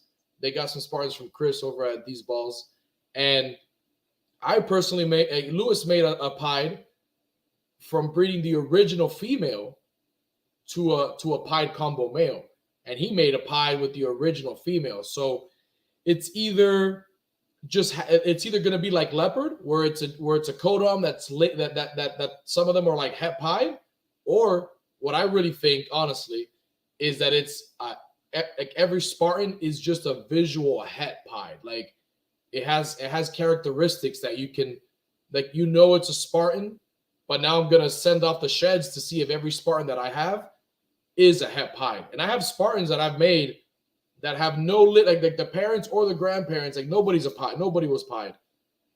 And Lewis made I got a champagne Spartan from him and a cinnamon Spartan. He made them both. Their parents weren't pieds or hets. And then I bred them together and I made out of 5 babies, I made 3 pieds. I made like I made like a solid white pied, which is like a champagne pied, but from 2 Spartans, and their parents weren't pied or their grandparents weren't pied or even known hets either. So I'm thinking that it's like some sort of maybe some sort of visual het. I think it's like a visual representation of a hat. You see their bellies are like, they have like white scales down the middle of the belly. Like my cinnamon Spartan is a crazy looking animal, but it looks almost like a no white pied, but it's not a pied. But are all Spartans het pied? That's what I'm pretty much trying to figure out now. If every Spartan is like a het pied, because then it could be a new line of pied where the het form is like a visual, because I don't think that you can actually have like a pied that isn't recessive. I think in the animal world itself, like every pied is recessive. I'm not Recessive. 100% sure, but I think that like in every, as far as I know, if you have a pied that comes out, whether it's a bird or a mammal or anything like that, I believe that they're all recessives. So it'd be cool if you could actually make het pieds that have pattern and color mutations as a het. Yeah, and then if it actually changes the pattern and the color, is it even recessive or is it a color? Is it even? Yeah. So right now we're working on that. He doesn't want me to. Haven't really agreed upon saying that it is like every Spartan is a het pied, but I have enough Spartans there that I'm gonna send sheds in, and I'm gonna get him to send some sheds in too. Like he made the first Spartan clowns this year. They look amazing. He's made some hets that look like, he made, like, I think the craziest looking one is like I believe it's a lesser yellow belly Spartan.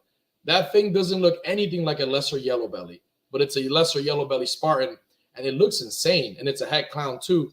So these animals don't have any pieds in their parents or grandparents. So I'm gonna tell him to also send in his sheds and send at least 7 or 8 sheds in, and see if if all of mine and all of his come back as het pied, then there can't be, like, they have to be visual hets. Like it's kind of like, it's hard because no other gene, like, yeah, you can get a het pied that has tracks on it, but you can also get a het pied that doesn't have you can also get het pieds that don't have tracks. Look at Antoine Piebalds. He said piebalds and dolls are incomplete, Don. Oh, look, that I didn't know. So yeah, so like in Frenchies, like if you have like a pied Frenchie, it's incomplete. So is there a super form? Yeah, is there like a super form? I don't know. That'd be cool to know about that. Yeah. Again, the best advice is to put it to any recessive ASAP. Yeah, like I made what's funny is that I put my, when I had the blackhead leopard clown male, I put him to my champagne Spartan female, and I made, I don't know if you saw that male it's like a champagne blackhead Spartan het clown. It's like a chimera looking snake. It's all like crazy looking, and I bred him to like a few girls, and I just got a clutch in the incubator from him. I hate to even say it, but none of the eggs have any veins on them. Like they're all yellow. So I posted him in a group before, and a girl, I mean, I don't know if she knows what she's talking about or not. It kind of seemed like she did. And she says that chimeras might not even make themselves again. Like chimeras will either make, like even though I have a champagne blackhead Spartan het clown, I can't necessarily make like a blackhead Spartan clown with him. Like she says that not every gene is gonna hit. It just depends on the genes that it got from one of the parents or how the chimera is formed. I don't even know. I can't even have that conversation because I don't know enough about it. But did she say why? I asked, and then she really couldn't explain. She really didn't write back or anything. I sent her a private message. I didn't hear back from her, so we'll see. But she also mentioned that some of them could be infertile.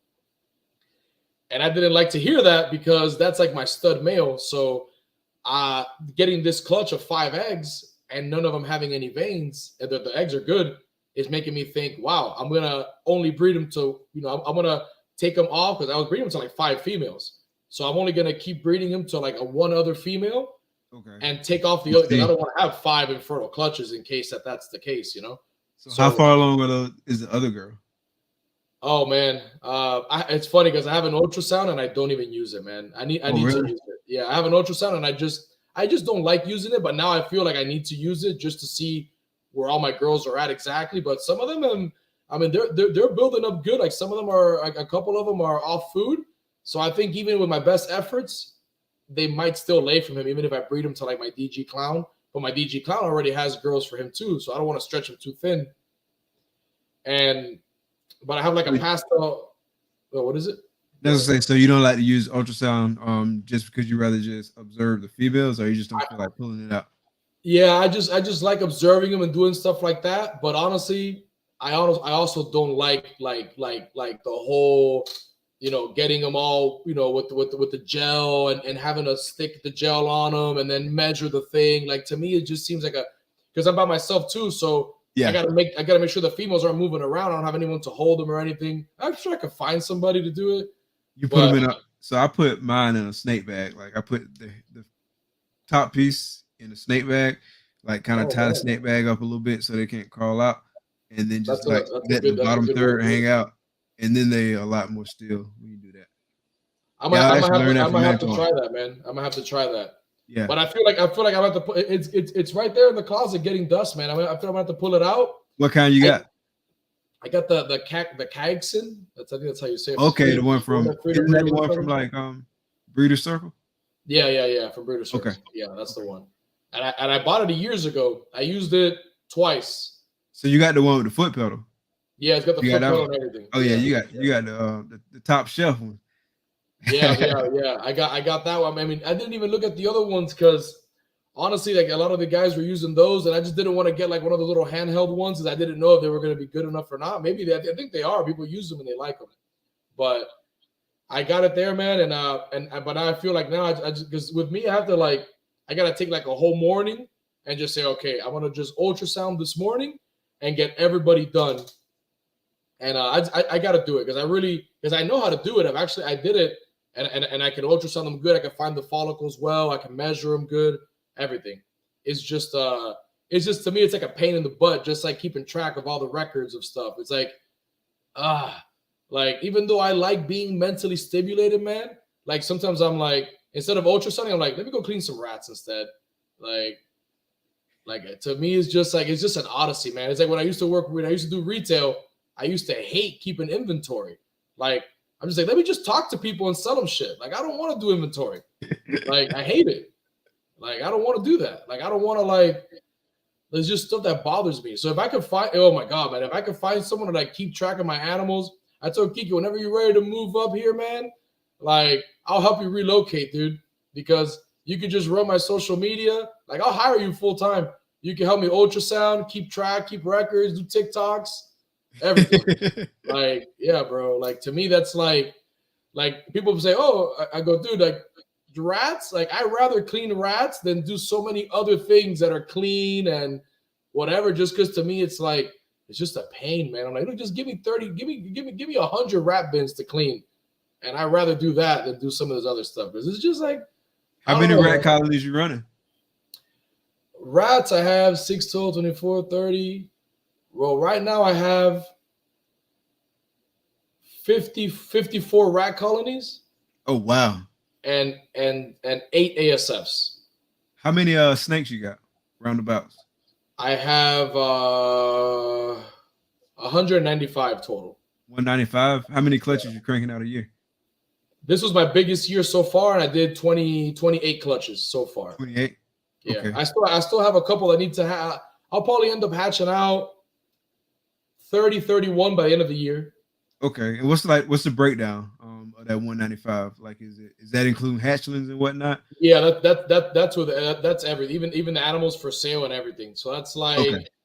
I have 90 adult bins right now. I have like 60 adult females that are all different kinds of stuff, mostly clown girls, and some pieds, and then some other stuff that as soon as they lay, like, they're out, like, they're gone.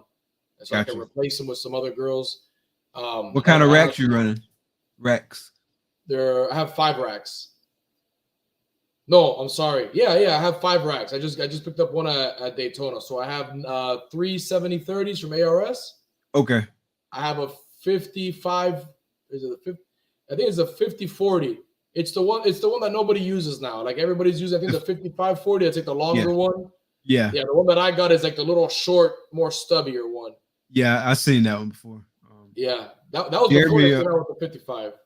Jeremy from Balls Exotics posted a 70-30 the other day. It's pretty much brand new, so if anybody looking for it, I don't know if he still got it, but he posted it the other day. I was thinking about it a little bit, but what I really need is a 55-40. I don't see a lot of 55-40s posted.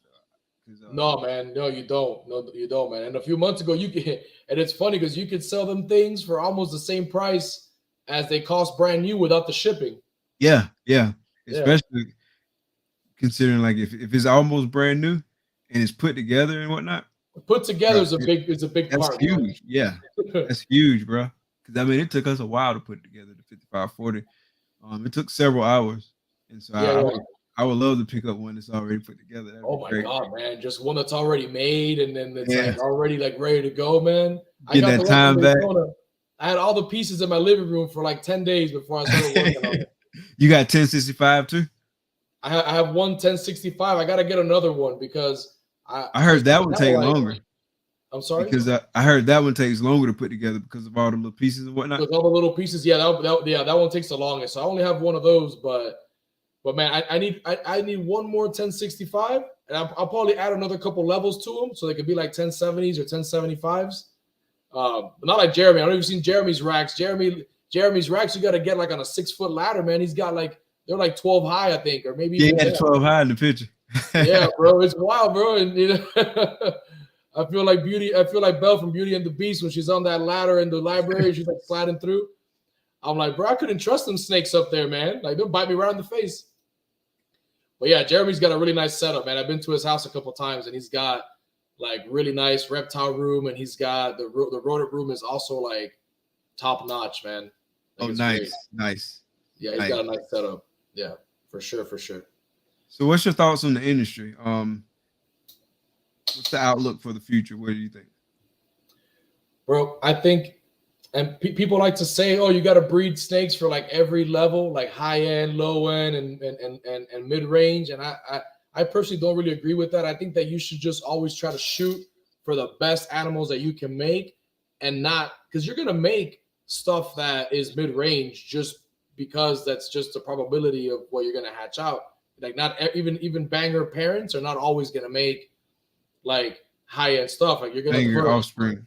Yeah, you're gonna get offspring that's from two $5,000 animals. You can still make a $300 snake, or you can still make a $15,000 snake. You almost have the same odds to do that. I think that as long as you're working on high end stuff, and you can, like right now, I've noticed that it is like, especially the lower end stuff, it's like the market's slowed down, man. Like the market's definitely like taking a bit of like it's tightened up a little bit, just like real estate. Like real estate's tightened up a little bit. And I think that everything has kind of been affected with like the inflation, all this stuff. And yeah, it's not the same as it was a year ago, or like even 2 years ago. Like now things economic outlook and all that. Yeah, man. And but I still think that if you make some bangers, like if you make like a DG Pied, you know, you're still gonna sell it for you know, maybe you won't get 12, maybe you might get 8 or 9, but I don't think you're gonna complain about $8,000 or $9,000 for a snake. At the end of the day, you know, like a lot of people say, like these are numbers that as an industry is accepted, but there's really no difference in a $50 snake and a $10,000 snake except for the color and pattern. You know, like that's really the only difference. So like it has its value based on the value that we give it, but there's still like the same type of animal. It's not like, you know, like, oh man, it's not like gold, and it's not like a house. It's not like, you know, things like that. It doesn't have that intrinsic value. It almost has like that. Like, yeah, we all agree that these animals are worth this much and we sell them for this much because that's just obviously, you know, that's what's accepted out there and stuff like that. Right. So, seeing the line, I had to show up. What's up, Will? Will's always showing love too, man. What's good, Will? And but I think that as long as you're able to just go through the like now is going to be a hard time, maybe for the next few months, or maybe the next 6 or 12 months. As long as you're able to hold on to the good stuff and still be able to, like, that's why it's important to always have maybe something else that someone's doing, because if you're only relying upon the snakes as income, like someone like Justin, someone like, you know, like some of these guys, like they're good, man, because they have the quantity and the quality to be able to, yeah, because if Justin's net income goes from like, I don't know how much he makes a year. I always have a theory in my mind that he's got to be netting around like 7 figures, you know? Oh, but yeah, I agree. If it goes from like $1 million a year to $700,000, he's not going to be hurt. He'll be all right. Yeah. He'll be all right. Yeah, he'll be all right, because I'm pretty sure like he's been. You can live off that. Yeah, but if you're making $100,000 and you go to 60, you might not be all right, you know? Right. Yeah, that's a big difference. you might take a hit. And even though it could be like a similar percentage, it's different when you still have like a mortgage and stuff like that. Because at the end of the day, I'm like, well, if you're making the several $100,000 a year, yeah, you might not save or invest as much as you did the year before, but you're still living good. Like your bills are all paid, and you know for a fact that even at that point, the people that can't hold on to it, the people that have to sell their higher end animals or get out of the industry because they're not doing well, that's when you snatch up those animals that are on sale and you add them to your collection, because in a year or two things are gonna get hot again. Yeah, and you're just you've been well positioned. Yeah, exactly, man. That's just how it works. So I think people, as long as they stick to the high end stuff and don't just do pairings just to do them, because you're just gonna be spending time and money on lower end pairings, and then when you go to sell a $100, $200 snake, it's a much harder sell than a higher end snake, and then it's almost self-defeating to a certain extent, because you're like, man, I couldn't sell this snake for $200. And then a lot of the snakes that you have are worth $100, $200, $300. You're gonna be done soon. So I think that if you're gonna get rid of some, like right now, I'll hatch out a $200 snake. Instead of trying to milk that snake for every dollar that I can, I'd rather find it a good home. Even if I have to sell it for $50 to $100, like I won't put it on Morph Market and sell it, because at the end of the day, I'm not doing anybody any favors by hurting the market at that point. So I'll wholesale it to someone or hook someone up with a pet, because I know that those snakes at the end of the day are not going to add up. You can sell $50, $200 snakes and it's not going to add up to a lot, but you just have to sell a handful of like 4-figure snakes, and it's a lot more than that. So then if I can't sell some snakes that I don't necessarily, like some females that I don't necessarily need, and they're higher end stuff, I'm going to keep them and I'm just going to breed them. And then, so that part is like, it's like the other part of chess is like, you just have to maybe make even less, even though you want to breed every snake that you have. Sometimes you got to take a step back and be able to say, I'm not going to try to max out my production right now, because I know that's going to be the next 6 months are going to be tough.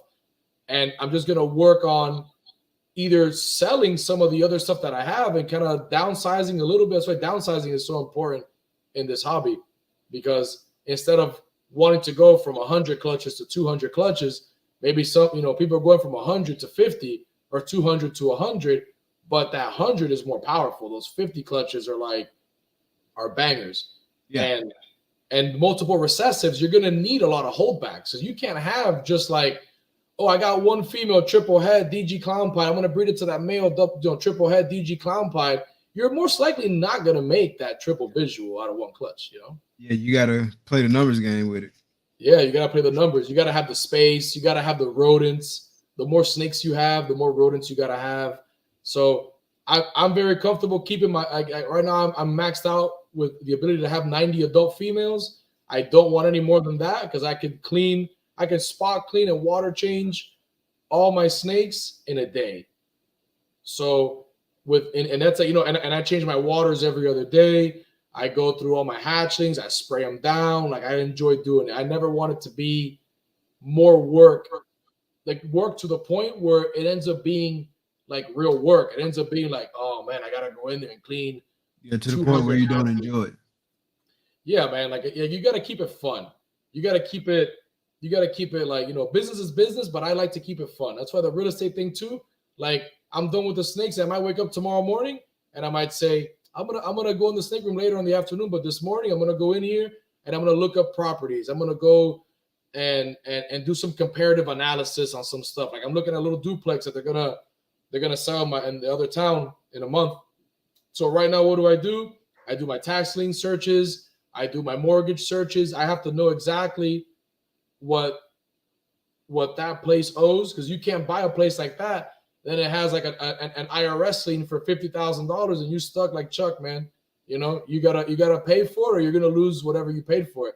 Yeah. And then find out like what's it worth, how much money could it, because you can't really see it, but you gotta calculate, hey, a place like this, worst case scenario, what do I have to, because I look up online, when was the last time the roof got put on this place? When's the last time, like, drive by it, even talk to the people living in there, like, hey, like it's a tough conversation I have with people. It's like, hey, like, this place is gonna get sold next month. Bless you, man. I go, I don't know if I can you hear me? Yeah, I can hear you. Oh, okay. So I couldn't hear you for a second. And just do research on stuff like that. And I feel like being able to have two streams of income at least. Like some people want to have 5 or 6 or 7, which is amazing. If you could have the more, the merrier. But bless you. Excuse me. Sorry, thank you. No, it's all good, bro. And if you could have at least 2 or 3, at least 2, I would say like if one isn't moving, the other one's picking up the slack. Yeah. And I think that some people just want to quit their job and do only the snake stuff. And I don't want to say that's a mistake, but you talk to people that do snakes and nothing but snakes full time, that aren't like the top dogs in the industry.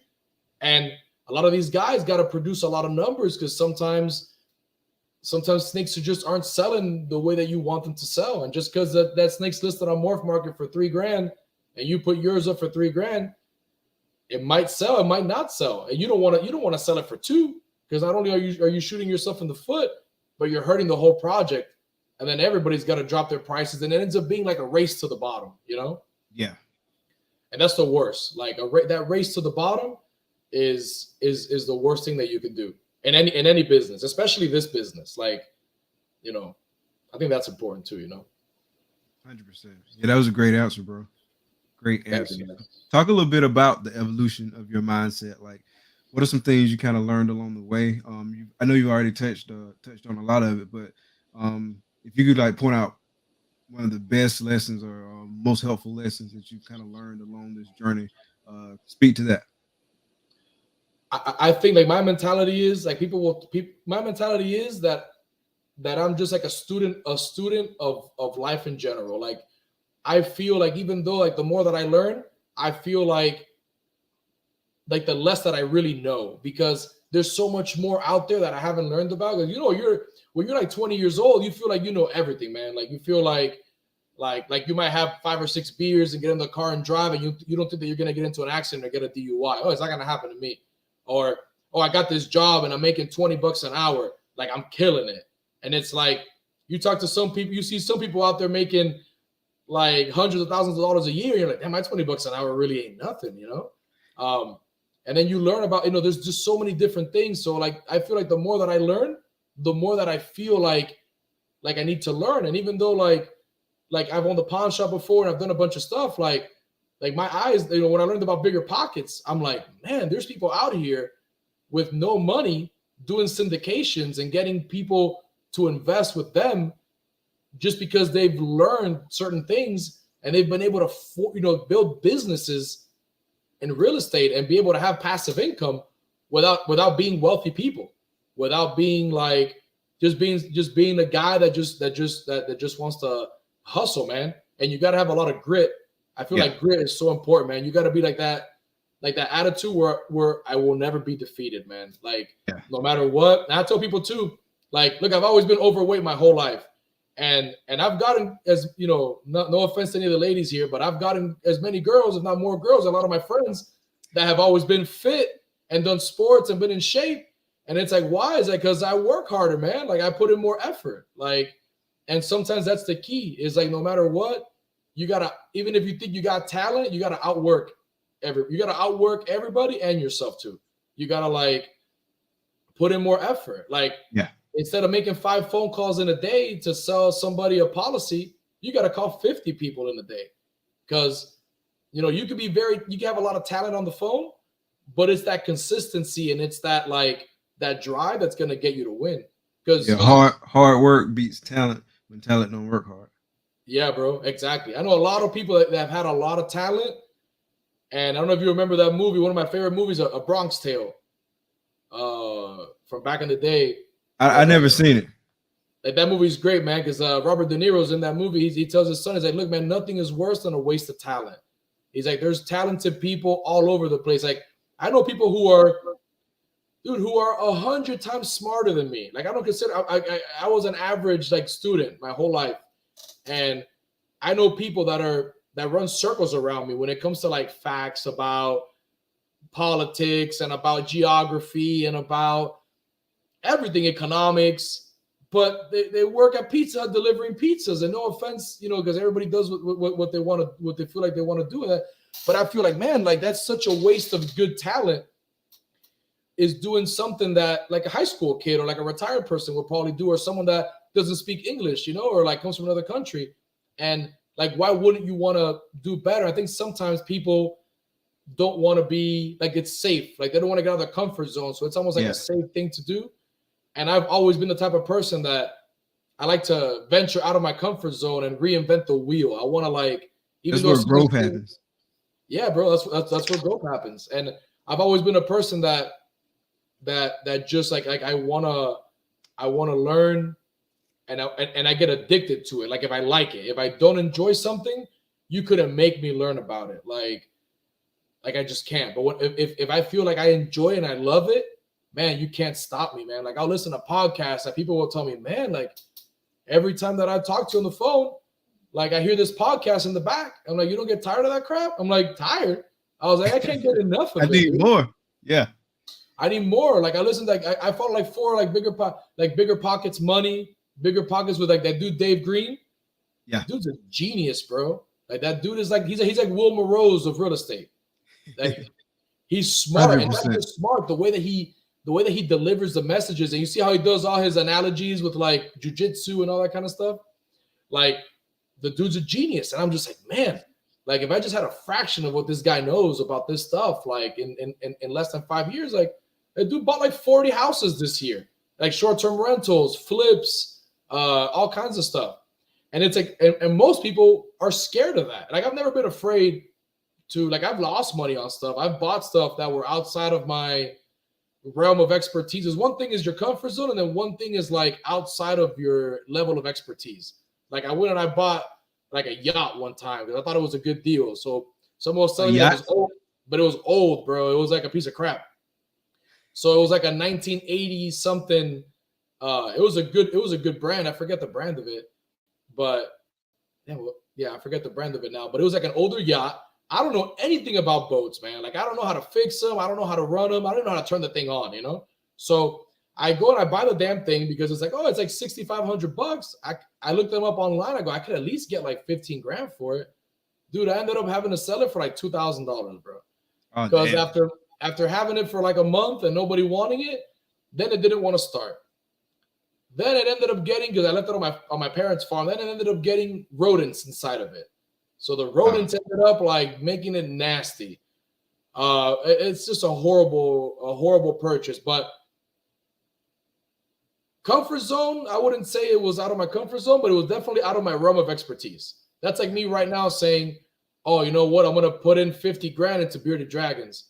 Wait a minute. I don't know anything about bearded dragons, man. Like, I don't know.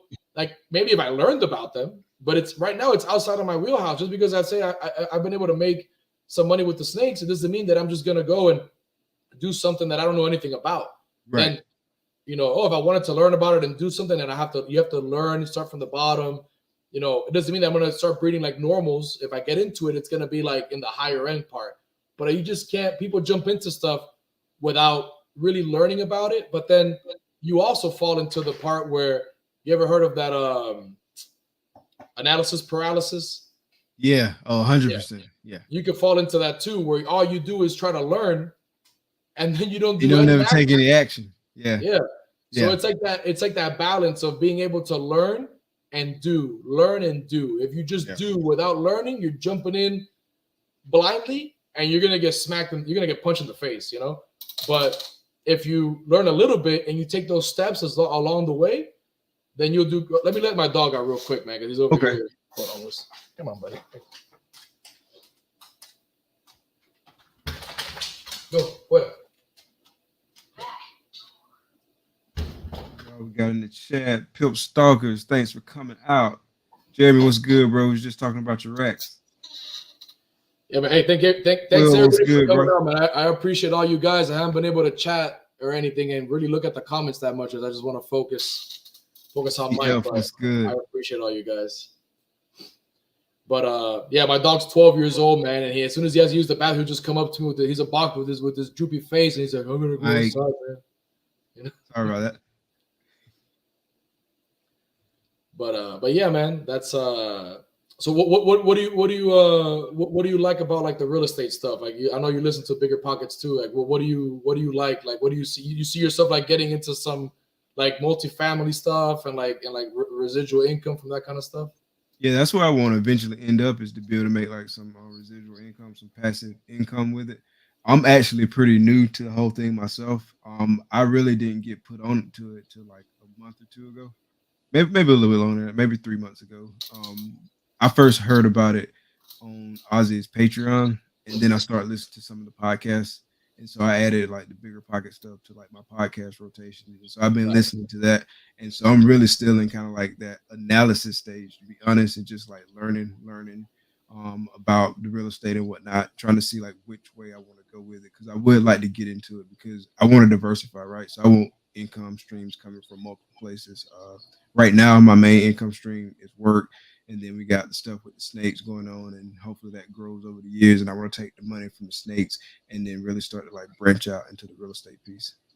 That's dope, man. That's dope. You could do it too, man. And you could get it to the point. Like I just started this year with it, really, but you could get it to the point where you could do it because it isn't if unless you want to do it like on a huge level, but if you want to do like some flips here and there, or maybe even like buy a rental, you know, and do stuff like that, you could end up streamlining it to the point where you could have certain people managing things that take away a lot of your time, and just do it part time, and you don't need that many hours in the week, so you could eventually it could be great, man. Even if you have a property that just pays for itself over time, and then it starts cash flowing because rent always goes up. So eventually, you could have something that just pays itself off, and then little by little, you know, you're building up this residual income, and then you're able to buy something else, and that's the thing, man. Like property, like real estate is like the, in my opinion, is the best way to build wealth. I used to think it was investing in the stock market because in Primerica, it's like stock market, like mutual funds, that's the way to go. And honestly, like I don't invest in stocks or anything like that anymore. Like to me, it's like I'll buy snakes, but to me mostly is like I want to buy like in Gainesville. I'll shoot you a link, man, because you can look up the county that you're in, and there's auctions where you could buy like land and properties where people just don't pay their taxes on them. Yeah. And you could buy like tax foreclosures and make good, you know, do good doing that. And that's like a good way to get started. And then later by little, you could diversify into other things because some people like the fixed rent, or some people like the short-term rentals, and or the flips. There's all kinds of stuff, man. You could diversify really well in that whole realm also. Yeah, I definitely want to link up after the chat and whatnot and get into some of that. Hell yeah, after man. The show and get into some of that for sure. For sure, bro.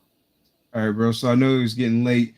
So I want to give you a few random questions before I let you get out here and enjoy the rest of your night. So, go for it. And I'm sorry. I'm sorry if I talked too much and I took over the show. Nah, you good, bro. That's exactly what I want. Like I want somebody who's gonna talk and give a lot of feedback because that make for a better show. So you're perfect, bro. Man. Perfect. So if you could have dinner with any three people, dead or alive, who would those three people be and why? Damn, you know, I always see you ask this, and I should have wrote them down. Now you're gonna make me think, bro. Okay,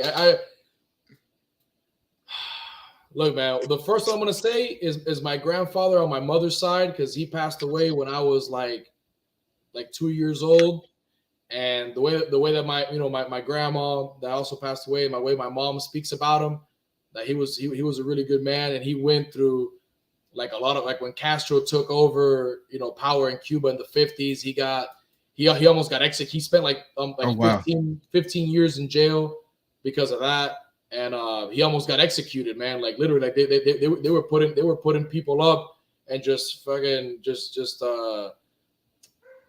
and what's it called when they just put you up and they shoot you? I forget what that's called.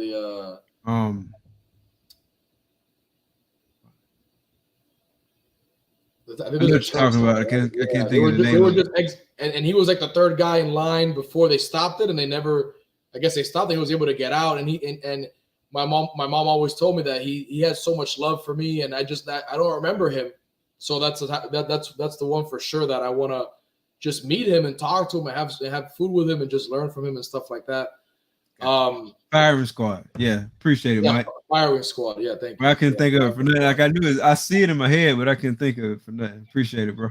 So he went through a lot of stuff. He immigrated to this country, and he died much younger than he should. He died like really young, and I don't know, man. I just want to meet him and talk to him because I just feel like I just never met him, and he was a great man.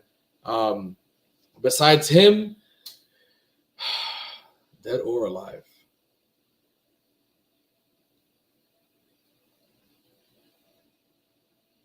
You know, I think also Mark Cuban, man. I like to have lunch with Mark Cuban just because I feel like that dude is an extremely intelligent businessman. The guy is literally self-made. You know, all the people come from money and stuff like that. This guy did not, man. Like I know a lot about his history and stuff and how he came up with the software business, and then he ended up being, I think, the youngest NBA owner of an NBA team, Shark Tank, like all this stuff. And the guy's a genius. So I think I would enjoy having lunch with him too, just to learn about stuff like that with him. Gotcha. And then somebody like completely different, man.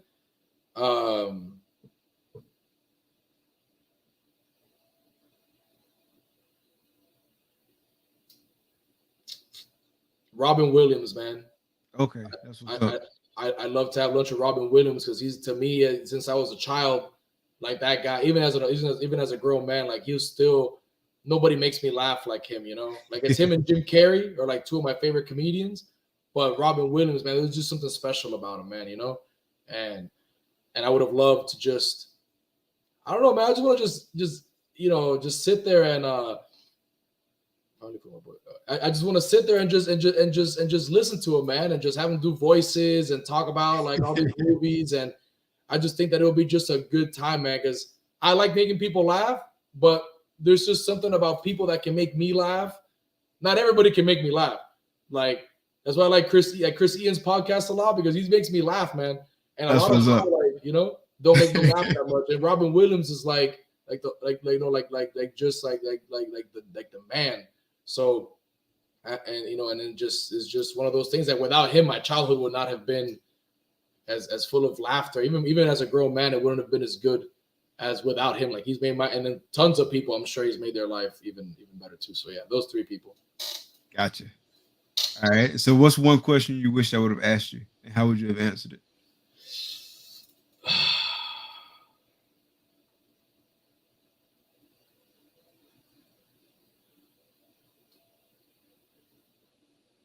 I guess if I could live anywhere around the world, isn't that one of your questions too that you asked? Yeah, that's one of them. Yeah. Okay. Are you gonna ask me that one?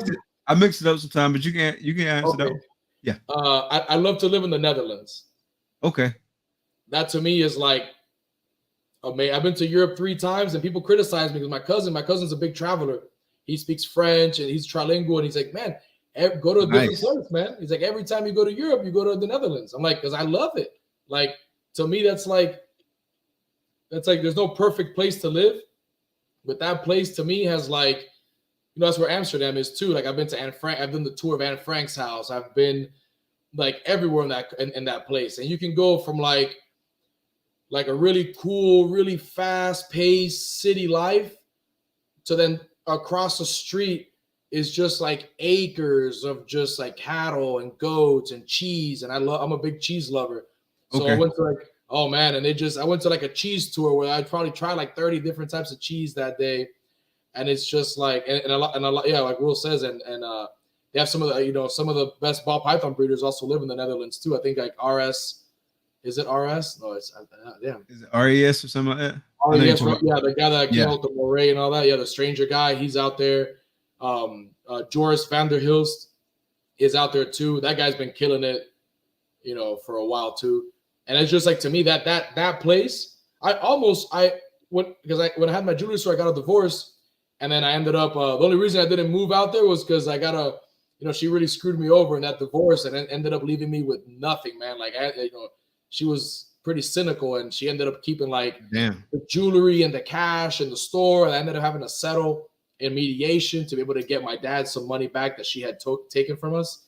Damn. So, but my plans were, as soon as we got a divorce, was like, I'm moving straight to the Netherlands. I had already gotten like an interview. I almost got a job with this company that does Nice. like online bookings and stuff for like traveling. I forget what they're called now, but they're probably, I don't even think they're around anymore. It was popular back then before all these other companies started coming out. And I was going to move there. I was going to move to Amsterdam. And I used to toke a lot back in the day. So I was gonna move to, and I was like, this is gonna be my dream life. I was gonna move to Amsterdam. And back then I only had like 3 snakes. I just started with the ball python. And I was like, well, I'll just start my collection over there. I'll move to the Netherlands and just start my life over there. But that ended up not being able to work out. So I stayed here. Then I have my son, and I definitely can't go anywhere now. So, Gotcha. But yeah, like that would be definitely 100% like where I would go if I could leave somewhere and live, Netherlands for sure. That's what's up, bro. Yeah. Well, bro, what about you, man? Where would I live? Yeah. Oh man, you put me on the spot because. So how you feel now? Yeah. I don't know. Like, to be honest, so I've never been out of the country, so I can't really say that I would go live somewhere overseas because I don't know what it's like. I've never been out of the country, unfortunately. But based on places that I have been before, I would probably say somewhere in Texas. Every time I go to Texas, I have a great time. I love the energy in Texas. It's like big Texas vibes. Like folks from Texas feel like they're in their own country. So I would say Texas. Like, nobody talks bad about Texas, man. Everybody loves Texas. I've never been to Texas. I actually haven't been to like almost any states in the U.S. But I keep hearing that everybody loves Texas, man. Like I've never heard anything bad about Texas before. Yeah, I've never not had a good time in Texas, bro. No matter what city I went to, whether it's Dallas, whether it's Houston, whether it's Austin, I just have a good time. San Antonio. Damn, we'll have to go to the next. What is the next NARBC that's out there? The Arlington. So they got an Arlington. I think it's in February, if I'm not mistaken. But yeah, I definitely want to make it out there. All right, man. I'll probably be down to do that. I'll probably, ride out there and check it out. Yeah, I definitely want to make it to that one for sure. That'd be fun. All right, bro. Well, it's 10. I know we gotta let our dogs out too and get ready for tomorrow. So I'm gonna let you get out of here and enjoy the rest of your night. I really appreciate you coming on the show. This has been great, man. I always enjoy these shows, and I really enjoy like learning more about people. It was great meeting you in Daytona. And yeah, bro. Checking out your whole display. Like I learned a lot, so I was making mental notes and just things I want to do in the future and whatnot. So yeah, definitely had a good time kicking it tonight. Learned a lot. Definitely looking forward to going back in here, pulling out some nice quotes and stuff to share around on social media. But is there anything you want to say before we get out tonight? Well, man, I appreciate you having me on, bro. It was a pleasure, man. Like, yeah, man, it was a pleasure meeting you at Daytona too, and I hope we could get together soon. I need to make a trip up to Gainesville, man, and go visit. I want to see Bridget's collection. I'll go check you out. So I'm gonna make a weekend. Gotta link up, bro. Definitely gotta link, bro. You know the vibes. Definitely. Yeah, bro. Yeah, we'll go out there. We'll have a good time out there in Gainesville. And yeah, bro, if you're ever down here, down south, I'm in LaBelle. So if you're ever down here, bro, for whatever reason, hit me up, man, and I'll show you a good time down here too, man. We'll do something fun. Definitely, and I'm gonna be in touch about BPCon too. But yeah, we gotta plan that out too, and I'll shoot you some links and stuff, and show you some stuff that I've learned. And like I love passing knowledge to other people. If I could help anybody like learn something or make $1 or just just level up a little bit, like I love it. I love people that can help me level up too, man. So I appreciate you bringing me on here, man, and listening to all my rants and shit. So sir, it was great having you on, bro. I really enjoyed it. Thank you, man. Appreciate everybody that came on the chat too, man, and everybody that checked us out, man. I appreciate it, man. This is a great community, bro, and I think that 100%, man. Like I love this community. That's one of my most favorite things about like this whole thing is this community. Like there's so many people that I've been talking to online. I got a chance to meet a lot of folks in person, and then some folks I've just been talking to online, and you just feel like you've known them forever, right? So the community is like one of the best things about this whole hobby, about this whole industry. I heard it wasn't always like this, but I'm glad when I came in, it was like this. So it's dope. Yeah, it used to be cutthroat, bro. I used to hear from people. It used to be cutthroat, like really bad, man, for sure. Definitely to everybody that's still in the chat. Appreciate y'all coming out. Appreciate the replay game. Y'all make sure y'all go give Alain a follow. The link to his social media is in the description of this videos. So make sure you go check that out. Definitely hit that like button, hit that subscribe button, hit that notification bell. Really looking forward to seeing y'all again. Thank y'all for coming out. Be blessed. Peace. Peace out, everybody. Peace. Can't find the outro. Here we go.